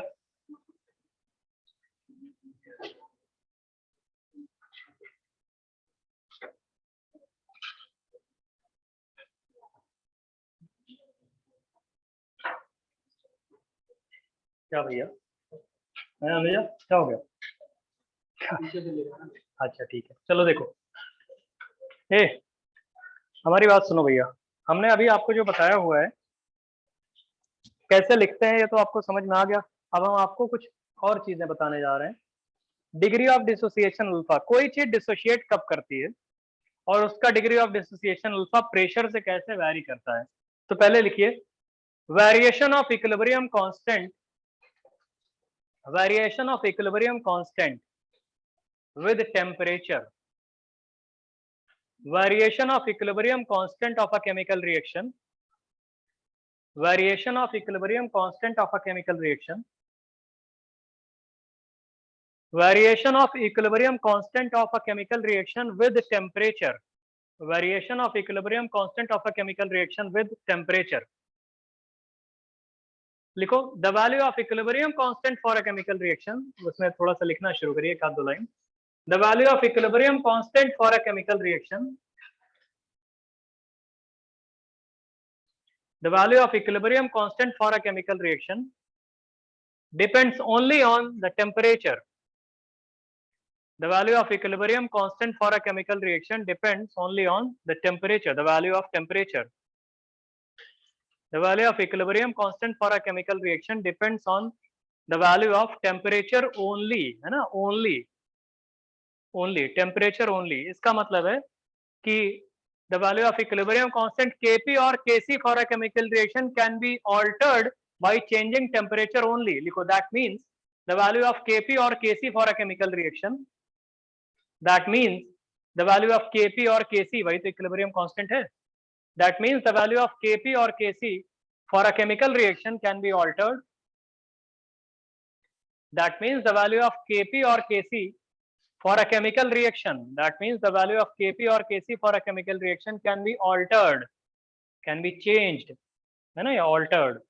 The value of Kp or Kc for a chemical reaction can be changed or can be altered by changing temperature only, by changing temperature only,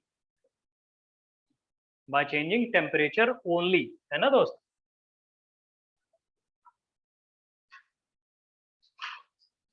अब सुनिए, एक बात बताओ दोस्त, टेम्परेचर चेंज करने से ही चेंज कर सकते हैं. कोई बोले सर एक बात बताइए, T1 टेम्परेचर पे इक्विलिब्रियम कांस्टेंट K1 है और T2 टेम्परेचर पे इक्विलिब्रियम कांस्टेंट K2 है, तो क्या रिलेशन आएगा? तो उनका एक रिलेशन बताते हैं, डेरिवेशन नहीं, डेरिवेशन इसका कभी बाद में बताएंगे.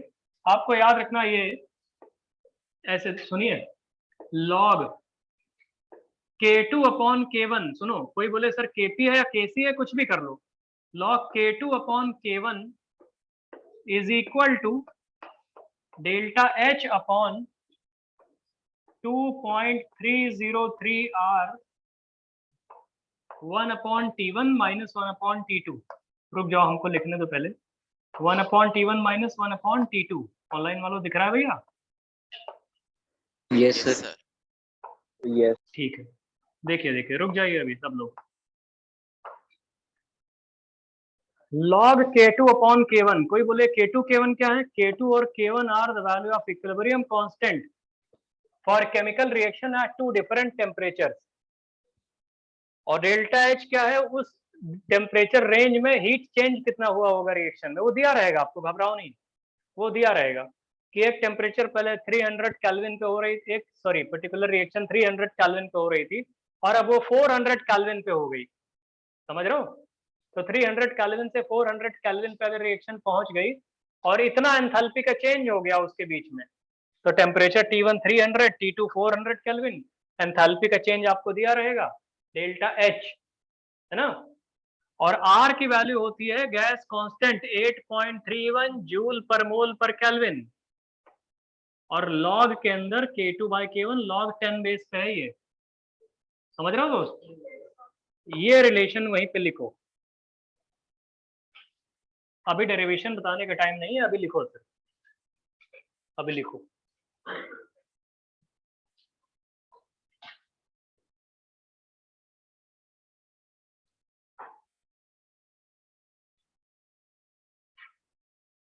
ऐसे log K2 upon K1 is equal to delta H upon 2.303 R 1 upon T1 minus 1 upon T2. T1 पहले रहेगा, T2 बाद में रहेगा. log K2 upon K1 है, log के अंदर K2 न्यूमरेटर में, K1 डिनोमिनेटर में. सुनिए दोस्त, कितना हो गया? R की वैल्यू लिखो, R इज इक्वल टू, वहां पे जो R यूज करोगे उसकी value 8.31. R is equal to 8.31, R की वैल्यू 8.31 जूल पर मोल पर केल्विन, जूल पर मोल पर केल्विन, एमकेएस यूनिट में है, ठीक है. अच्छा, तो कोई बोले सर टेम्परेचर चेंज करने से, आपने बता दिया इक्विलिब्रियम कांस्टेंट किसी रिएक्शन का चेंज हो जाता है, प्रेशर और वॉल्यूम चेंज करने से क्या होगा? Effect of change in volume या pressure has no effect on the value of equilibrium constant. लिखो, चेंज इन प्रेशर और volume of, change in pressure or volume has no effect. Change in pressure or volume has no effect on the value of equilibrium constant. Change in pressure or volume of a chemical reaction के लिए बता रहे हैं. Change in pressure or volume of a chemical reaction has no effect. Change in volume or pressure of a chemical reaction, change in volume or pressure of a chemical reaction has no effect on the value of equilibrium constant. ठीक है दोस्त, समझ में आ रहा है भैया? तो कोई बोले अच्छा, इसका मतलब अगर हम किसी रिएक्शन का टेम्परेचर कांस्टेंट रखेंगे, सुनो तो, किसी रिएक्शन का किसी रिएक्शन का अगर टेम्परेचर कांस्टेंट रखोगे तो उसका कभी भी केपी केसी चेंज नहीं होगा. समझ रहे हो भैया? उसका केपी केसी कभी चेंज नहीं होने वाला. तो अब हम क्या करने जा रहे हैं, टेम्परेचर फिक्स करके. अब तो अच्छा, तुमको ये भी पता है कोई रिएक्शन इक्विलिब्रियम पे है, अब उसका प्रेशर आप नीचे कर दो ऊपर कर दो, उसका इक्विलिब्रियम कांस्टेंट चेंज नहीं होगा. डिस्टर्ब होगी रिएक्शन लेकिन चेंज नहीं होगा. जैसे रुकिए, अभी बड़ा इंटरेस्टिंग सा रिजल्ट है ये। हम क्वेश्चन नंबर 1 दे रहे हैं कि सपोज करो एक सिलेंडर पिस्टन अरेंजमेंट है, सिलेंडर पिस्टन अरेंजमेंट, ध्यान से देखना, अभी लिखना नहीं कुछ। हम ये बोल रहे हैं कि PCl5 रखा है यहाँ पे, डिसोशिएट कर रहा है, पिस्टन है ये, मासलेस पिस्टन। कोई बोले PCl5 का dissociation takes place in this closed container, PCl5 gaseous dissociate हो रहा है PCl3 गैसियस में और Cl2 गैसियस में। ध्यान से देखो नहीं तो मिस हो जाएगा। Cl2 gaseous. कोई बोले अच्छा सर ये किसी प्रेशर पे है, पिस्टन लगा के मतलब प्रेशर मेंटेन किया गया है, ठीक है। कोई बोले अच्छा ठीक है, हम टेम्परेचर सेम रखते हैं। ये डिसोसिएशन हो रहा है, सपोज करो कोई डिसोसिएशन हो रहा है, इसके A मोल्स थे इनिशियली, ये 0 थे, सॉरी B मोल्स थे, B इसके इनिशियली B मोल्स थे, इसके 0 थे, तो ये B माइनस B अल्फा हो जाएगा, और ये क्या हो जाएगा दोस्त, B अल्फा और B अल्फा, अल्फा 1 मान लेते हैं, अल्फा 1 अल्फा 1 अल्फा 1। कोई बोले ठीक है सर, इन सब गैसेस ने PCl5 भी होगी इक्विलिब्रियम पे।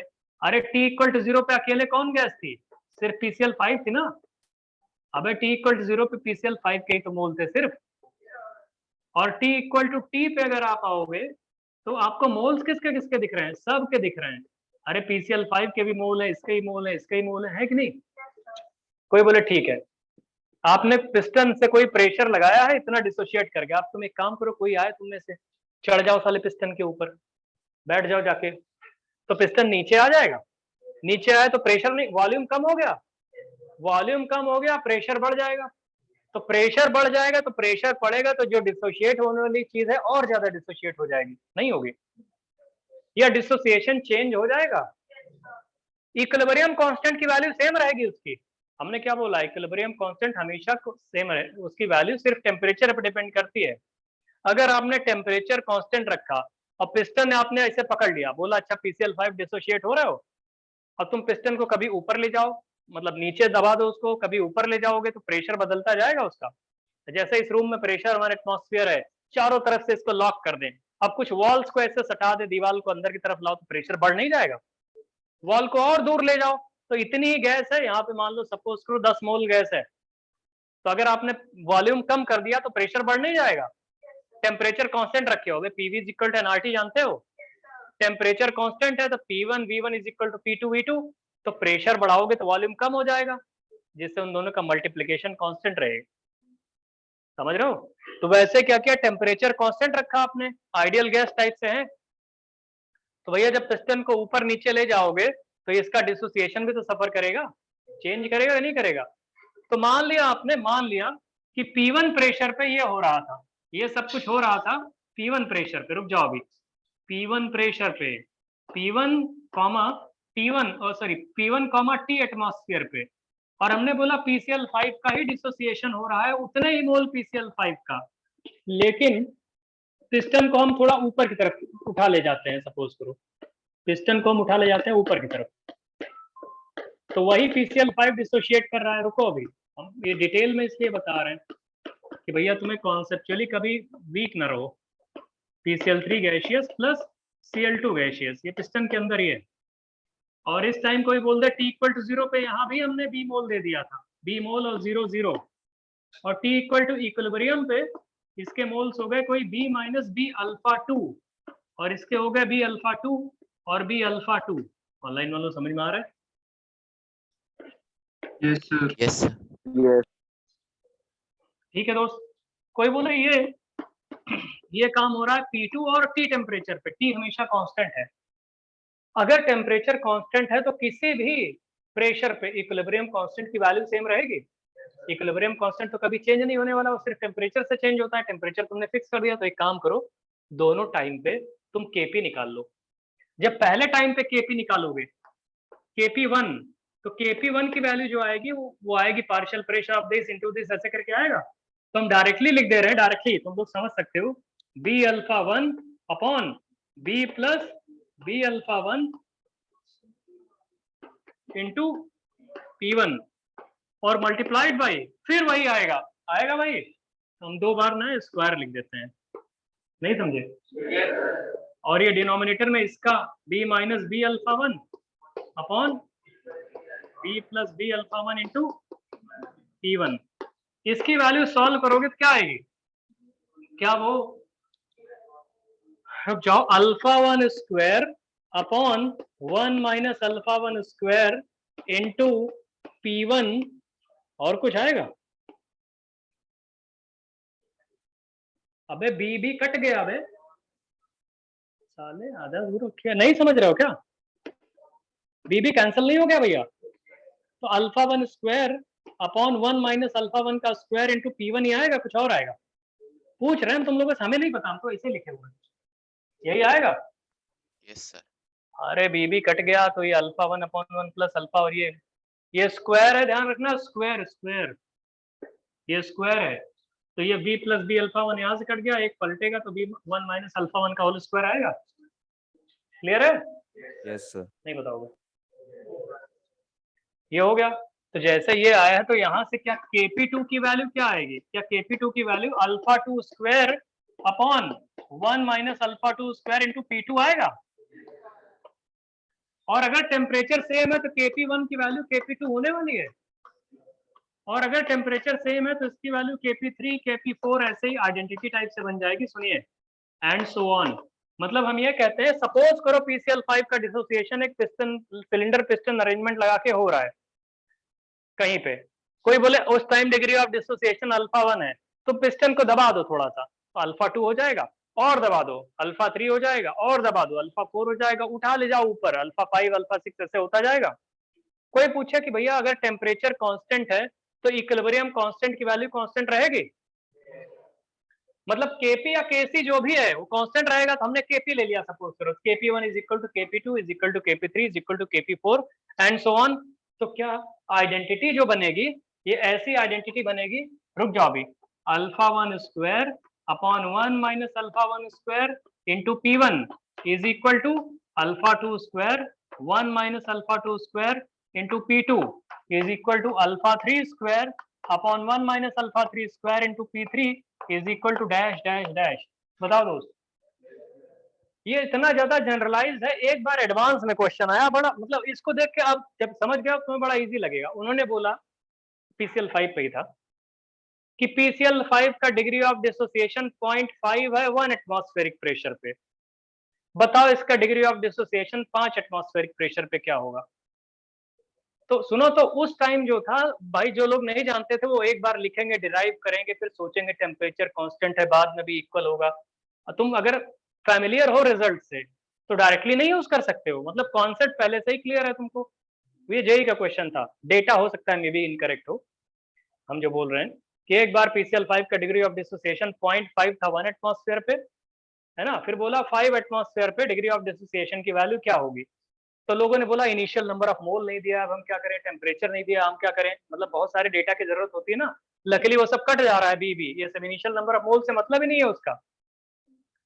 तो जो लोग सोचते हैं हमें इनिशियल मोल दिया हो तब हम शुरू करेंगे, मतलब बहुत लोग होता है ना, हम शुरू कहाँ से करें, बी मोल, तो बोलते हैं यही अननोन है, अब हम क्या करें। मतलब तुम खुद सोच के देखो, अगर हम तुमसे बोलते शुरुआत करने को, तुम बोलते मोल तो दिया नहीं, अब हम क्या करें, तो बोलोगे आंसर तो बाद में आएगा, हम जो पहले अज्यूम कर रहे हैं वही अननोन है। मतलब तुमको डेयर होना चाहिए ना कि आगे बढ़ के ये कट जाएगा। वो डेयर कब आएगा? जब तुम प्रैक्टिस किए रहोगे। समझ में आ रहा है दोस्त? क्लियर है कि नहीं भैया?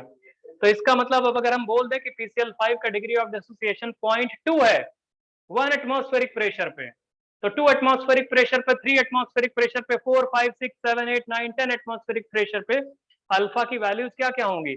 ये आइडेंटिटी टाइप से बन गई, पुट करते चले जाओ, इसी में आती जाएगी सब। तो क्या आपको समझ में आ रहा है कि P1, तो लिखिए डिग्री ऑफ, क्वेश्चन के फॉर्म में लिखो,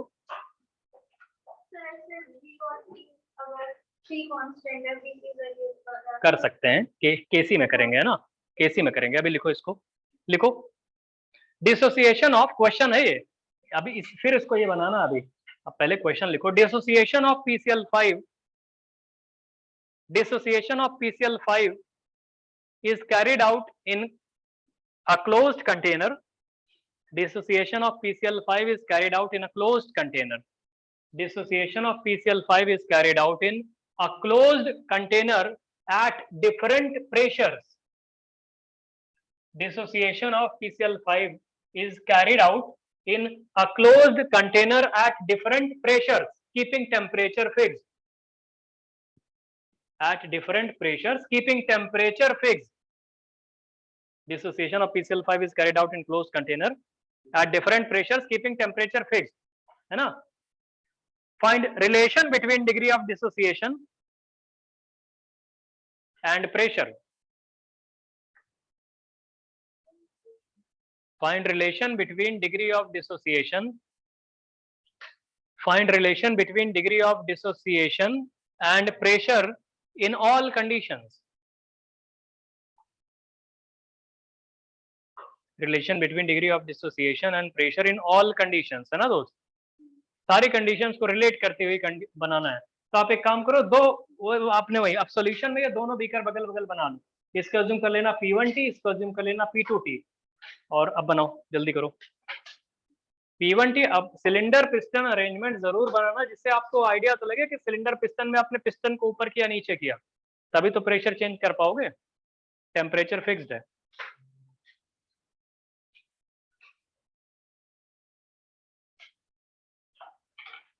ये सिलेंडर है, सिलेंडर के ऊपर पिस्टन लगा है, सिलेंडर पिस्टन अरेंजमेंट, तो इससे जनरलाइज रिजल्ट आ गया। फिर अभी क्वेश्चन देते हैं, जल्दी करिए। हाँ, इक्वेशन लिख के फिर पिस्टन बना लिया करो, नहीं तो जगह कम पड़ जाएगी। हाँ हाँ ठीक है, चलो करो।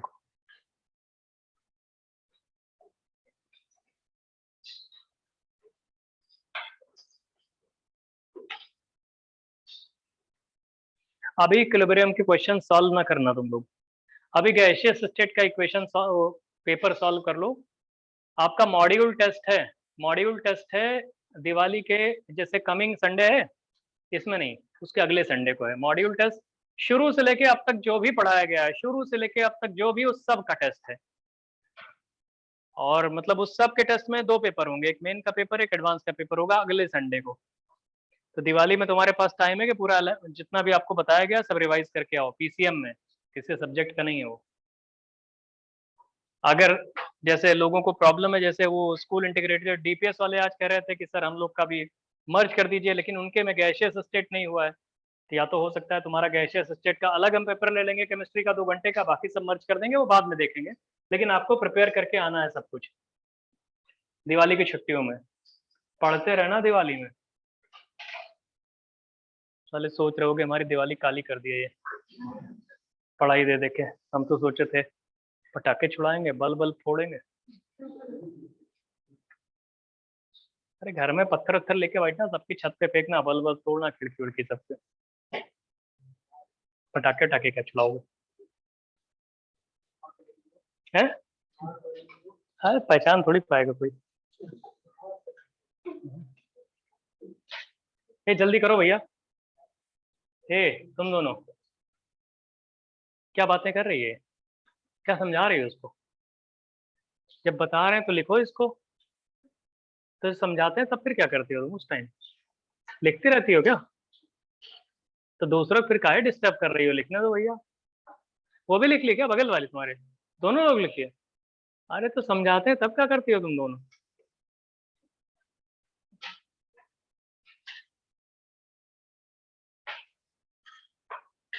आगे वालों को देखते रहता है ना, नजर रहती, पीछे वालों को पता ही नहीं लगता क्या चल रहा है तुम लोग का, कैसे कितनी तेजी में लिख रहे हो।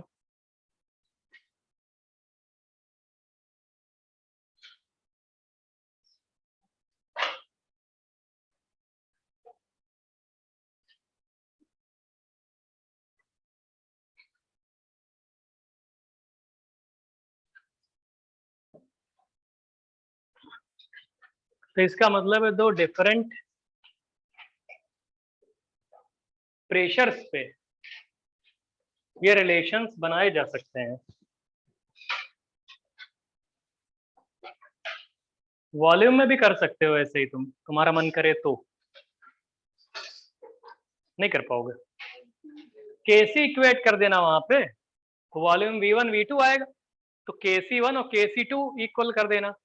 तो हो सकता है तुमसे वॉल्यूम में पूछ ले, हम केपी में करवा दे रहे हैं क्योंकि इसमें मोल फ्रैक्शन वाला थोड़ा कॉम्प्लिकेटेड लगता है, तो हमको मजा आता है वैसे कराने में। केसी वाला भी करवा सकते हैं, वो तुम लोगों को हम टेस्ट में देंगे, टेस्ट में देंगे मतलब।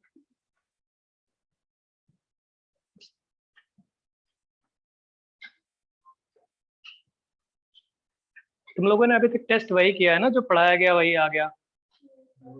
अभी देखना, आप अब टेस्ट देखना। पढ़ा कुछ और रहे हैं, देंगे कुछ और। जो देंगे इसका मतलब ये है कि तुम्हें वो पढ़ना है। भाई केपी बता दिया, अगर क्या तुम KC1 is equal to KC2 नहीं कर सकते हो? वॉल्यूम ऊपर नीचे उल्टा पुल्टा कर दे तो तुम दोनों पीछे वाले भी निकाल देंगे, बाहर जाके बैठ के बात करना, सबसे पीछे मिडिल रो में। क्या समस्या, क्या ऐसा चल रहा है भैया? कौन सी बातें कर रहे हो तुम लोग?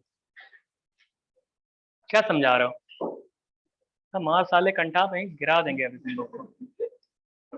अब दिवाली तुम्हारी फिर रंगीन कर देंगे। एक हफ्ते की छुट्टी है, क्या करोगे तुम लोग घर पे? पढ़ाई। हाँ पढ़ाई, बहुत बढ़िया लड़का। कौन कह रहा है? पढ़ाई, दो चार लोग बोल रहे हैं। दक्ष। बहुत सही सही लोग हो। अच्छा, और इधर वाले दोस्त यहाँ ऑफलाइन वाले? बैलेंस करके सीखो। चलेंगे सर। अच्छा,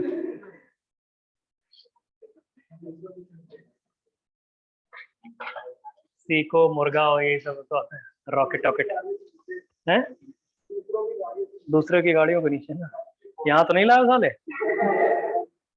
यहाँ जाते जाते कोचिंग में भी धमाका करके जाओ, मार बम दीवालों पे भी पूरा। जाते टाइम उन्हें वैन से निकाल के छुआ के फेंक देंगे। चलो चलो चलो भाग लो। लेकिन मजे आते हैं। हाँ हाँ, और क्या। काहे हम मतलब तुमको क्या लगता है?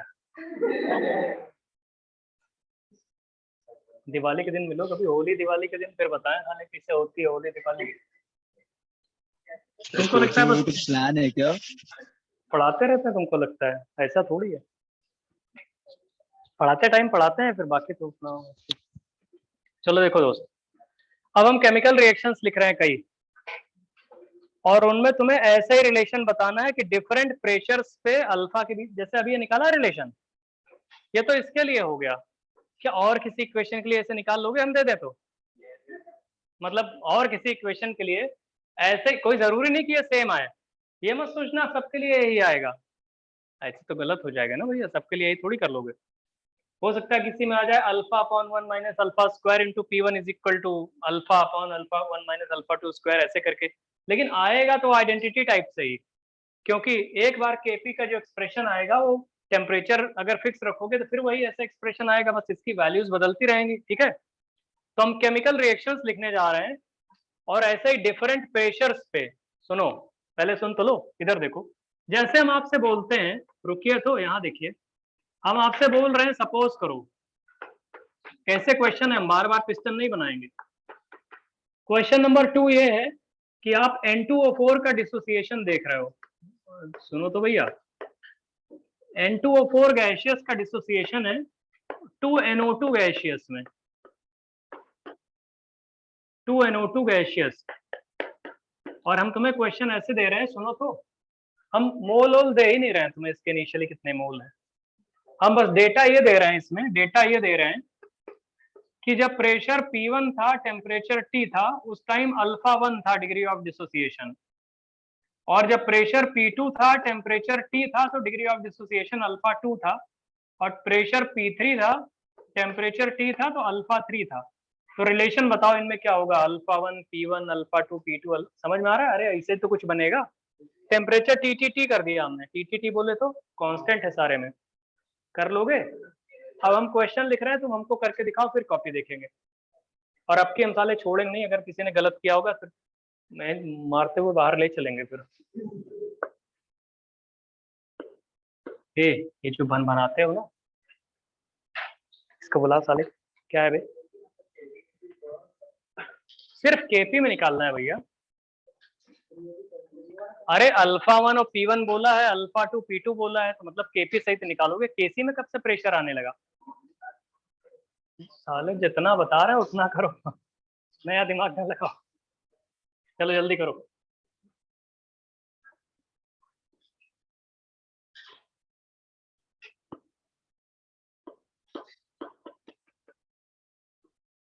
तुम लोग रिलेशन निकालने पे फोकस करो, उसमें क्या आएगा, हम क्वेश्चन देने पे फोकस करते हैं।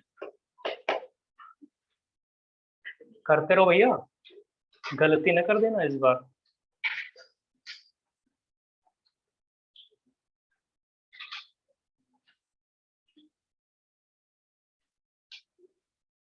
ट्राई करोगे तो हो जाएगा, नहीं करोगे तो नहीं होगा।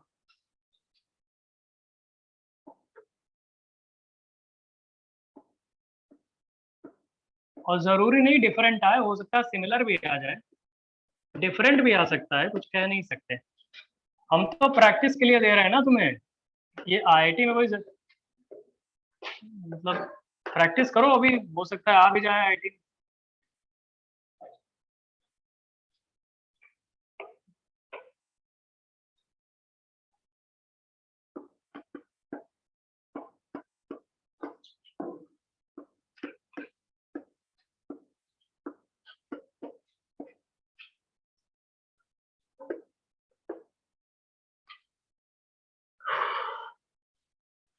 सिंपलीफाई भी कर लेना कि एक सिंपल सा फाइनली जाके इक्वेशन टाइप से बन जाए।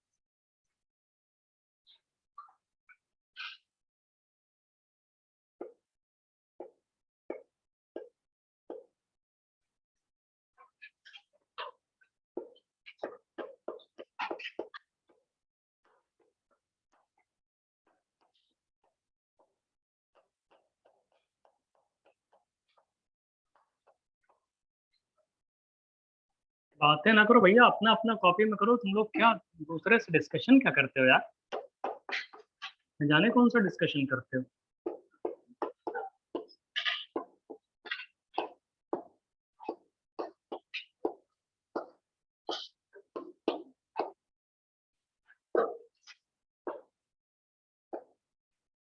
बस 5 क्वेश्चन देंगे, फिर अभी और कुछ कराएंगे, जल्दी करो।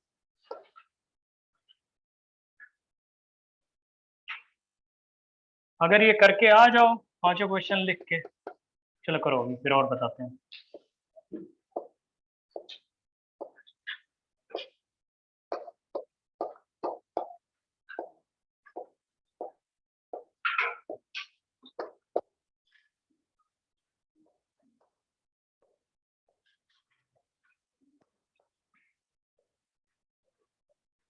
ये सुनो, डेरिवेशन कर लोगे? एक पेज में 2 डेरिवेशन हो जाएंगे? हो जाएंगे कि नहीं हो जाएंगे? 2.5 पेज जगह छोड़ो, कर तो लोगे ही। 2.5 पेज जगह छोड़ के आगे लिखो, जल्दी करो। सर एक 2.5 पेज, हाँ क्वेश्चन कॉपी करके 2.5 पेज स्पेस छोड़ दो। अरे इसको घर पे सॉल्व कर लेना, हम बाद में पूछ लेंगे। अरे 5 क्वेश्चंस हैं, 2 3 4 5। क्वेश्चन कॉपी करो पहले, हम जिससे नई थ्योरी थोड़ी सी बता दें, अभी 5 मिनट में हो जाएगी वो थ्योरी।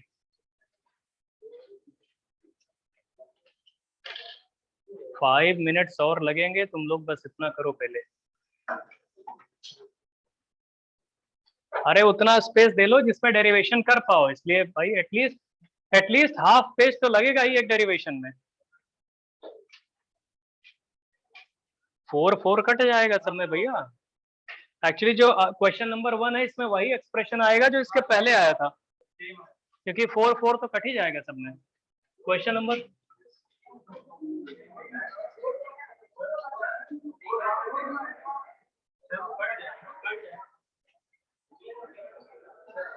छोड़ो, लोग ऐसे ही करें।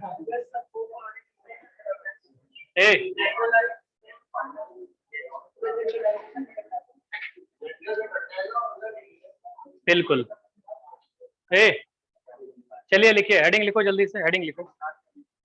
बातें करोगे जब पढ़ा रहे होते हैं तब तुम फिर करोगे, लिखो। सर हेडिंग बोल लिखो।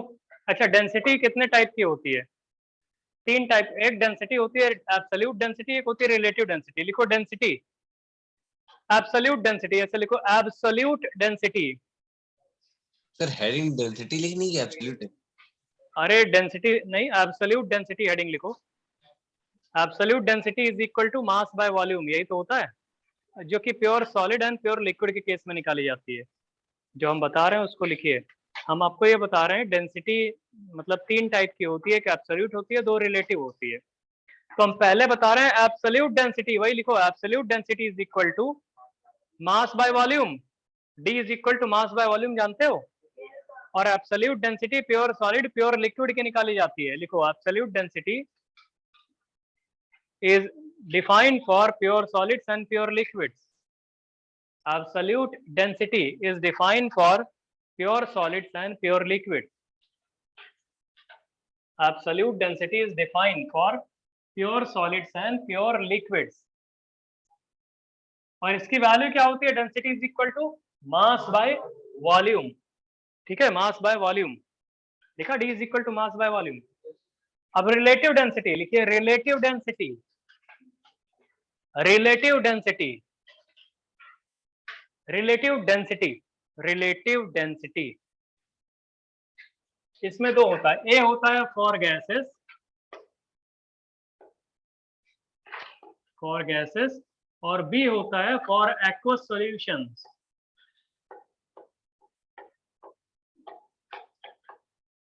ए होता है फॉर गैसेस और बी होता है for aqueous solutions.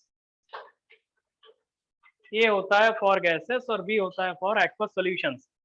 For gases जो डेंसिटी होती है ना रिलेटिव, उसे बोलते हैं वेपर डेंसिटी, लिखो, फॉर गैसेस के आगे जो रिलेटिव डेंसिटी फॉर गैसेस होती है उसको बोलते हैं vapour density.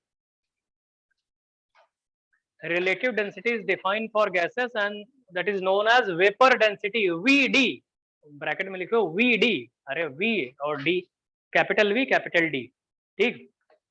For aqueous solutions जो वेपर डेंसिटी होती है उसे बोलते हैं specific gravity, specific gravity, specific gravity, specific gravity. Pure solid pure liquid के लिए जैसे चॉक की डेंसिटी लिखनी है तो density is equal to mass by volume, pure solid है ये। एक्वस सॉल्यूशन होता है तो उसकी डेंसिटी किसी के टर्म्स में लिखते हैं, किसी को रेफरेंस मान के, तो उसको बोलते हैं स्पेसिफिक ग्रेविटी।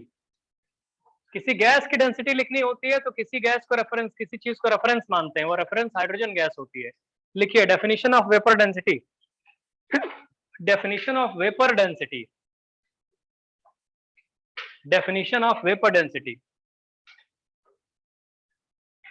लिखो, it may be defined as the ratio of, it may be defined as the ratio of,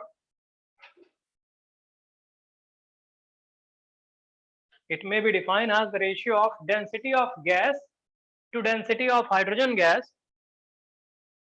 It may be defined as the ratio of density of gas to density of hydrogen gas.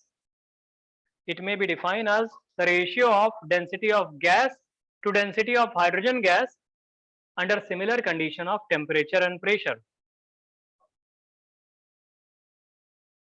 Density of gas to density of hydrogen gas under similar condition of temperature and pressure. It may be defined as the ratio of density of gas to density of hydrogen gas under similar condition of temperature and pressure, है ना दोस्त। देखिए तो लिखिए VD is equal to, VD is equal to density of gas, numerator में density of gas और denominator में density of hydrogen gas, H2 gas, density of hydrogen gas denominator में लिखना है।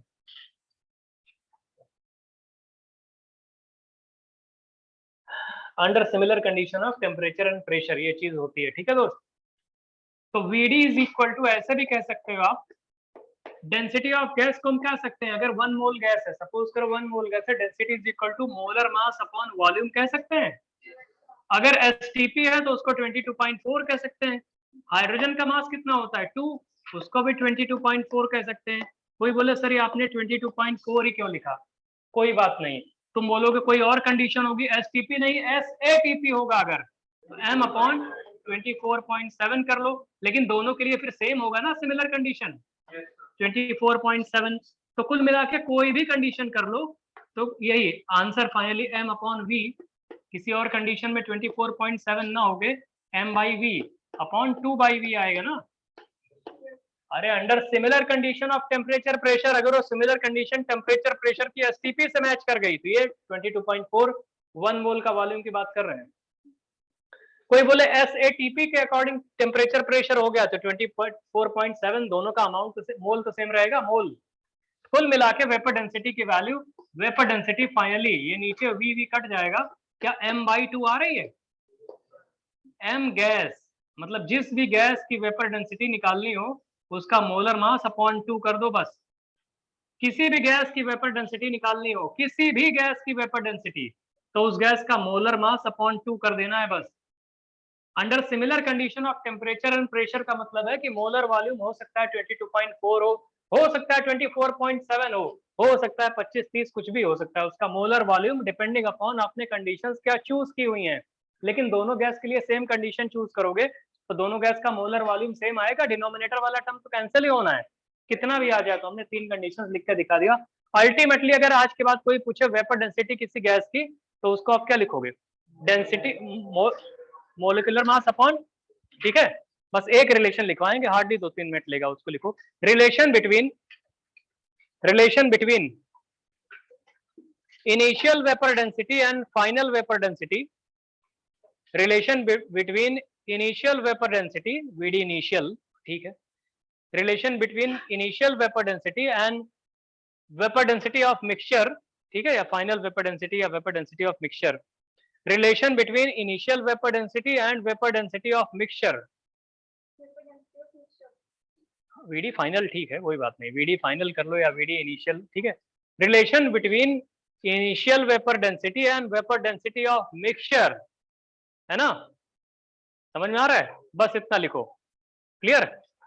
क्वेश्चन देखिए, relation between initial vapour density and vapour density of mixture या vapour density final. सुनिए, simple सा एग्जांपल दे रहे हैं आपको कि PCl5 सपोज करो डिसोशिएट कर रहा है PCl3 प्लस Cl2 में। रुक जाना भैया, गैसियस है, बस 1 मिनट देखो, 1 मिनट।